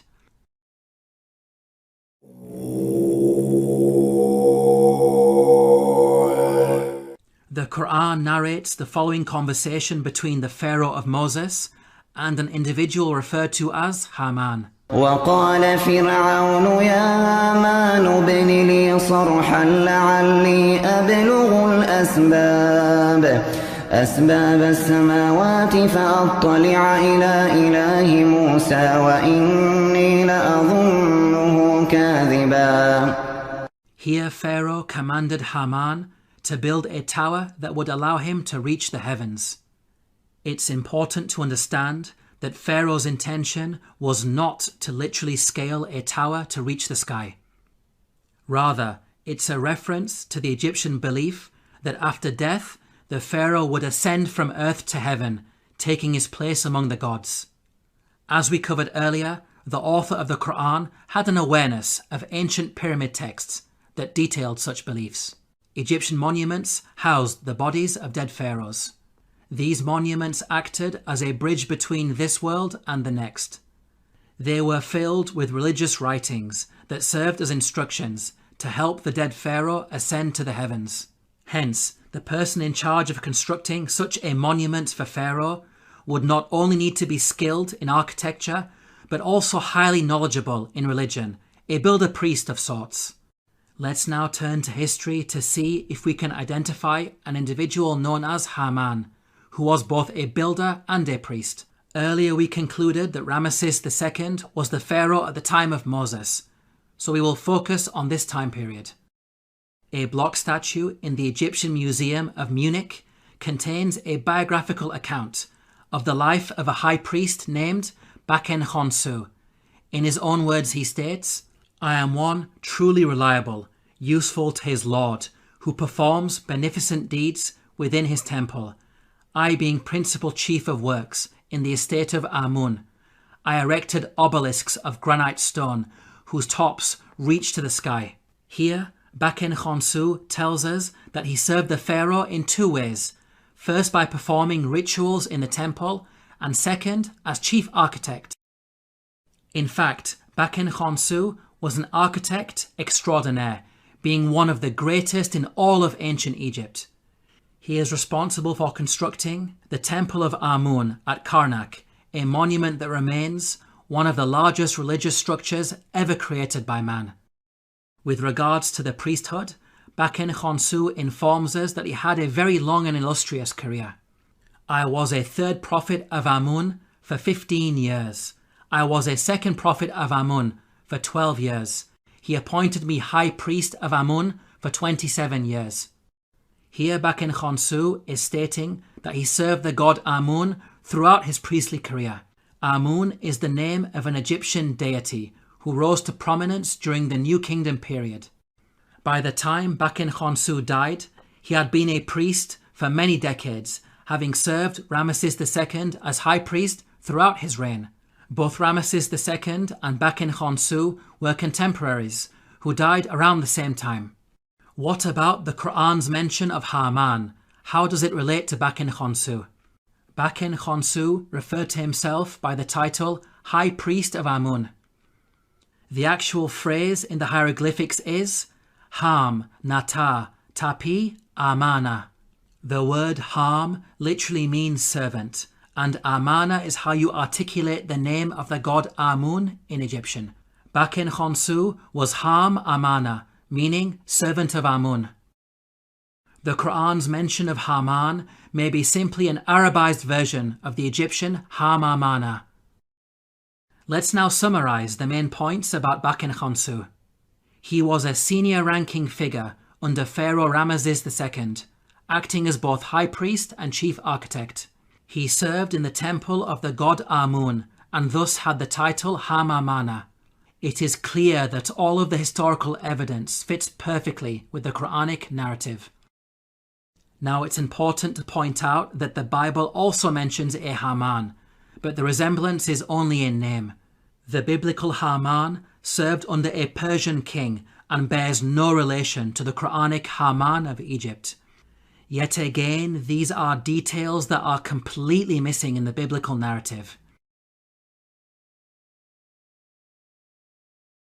In this video, we have seen that the Quran has a remarkable insight into many facets of ancient Egypt, revealing long-lost knowledge while also correcting the Bible.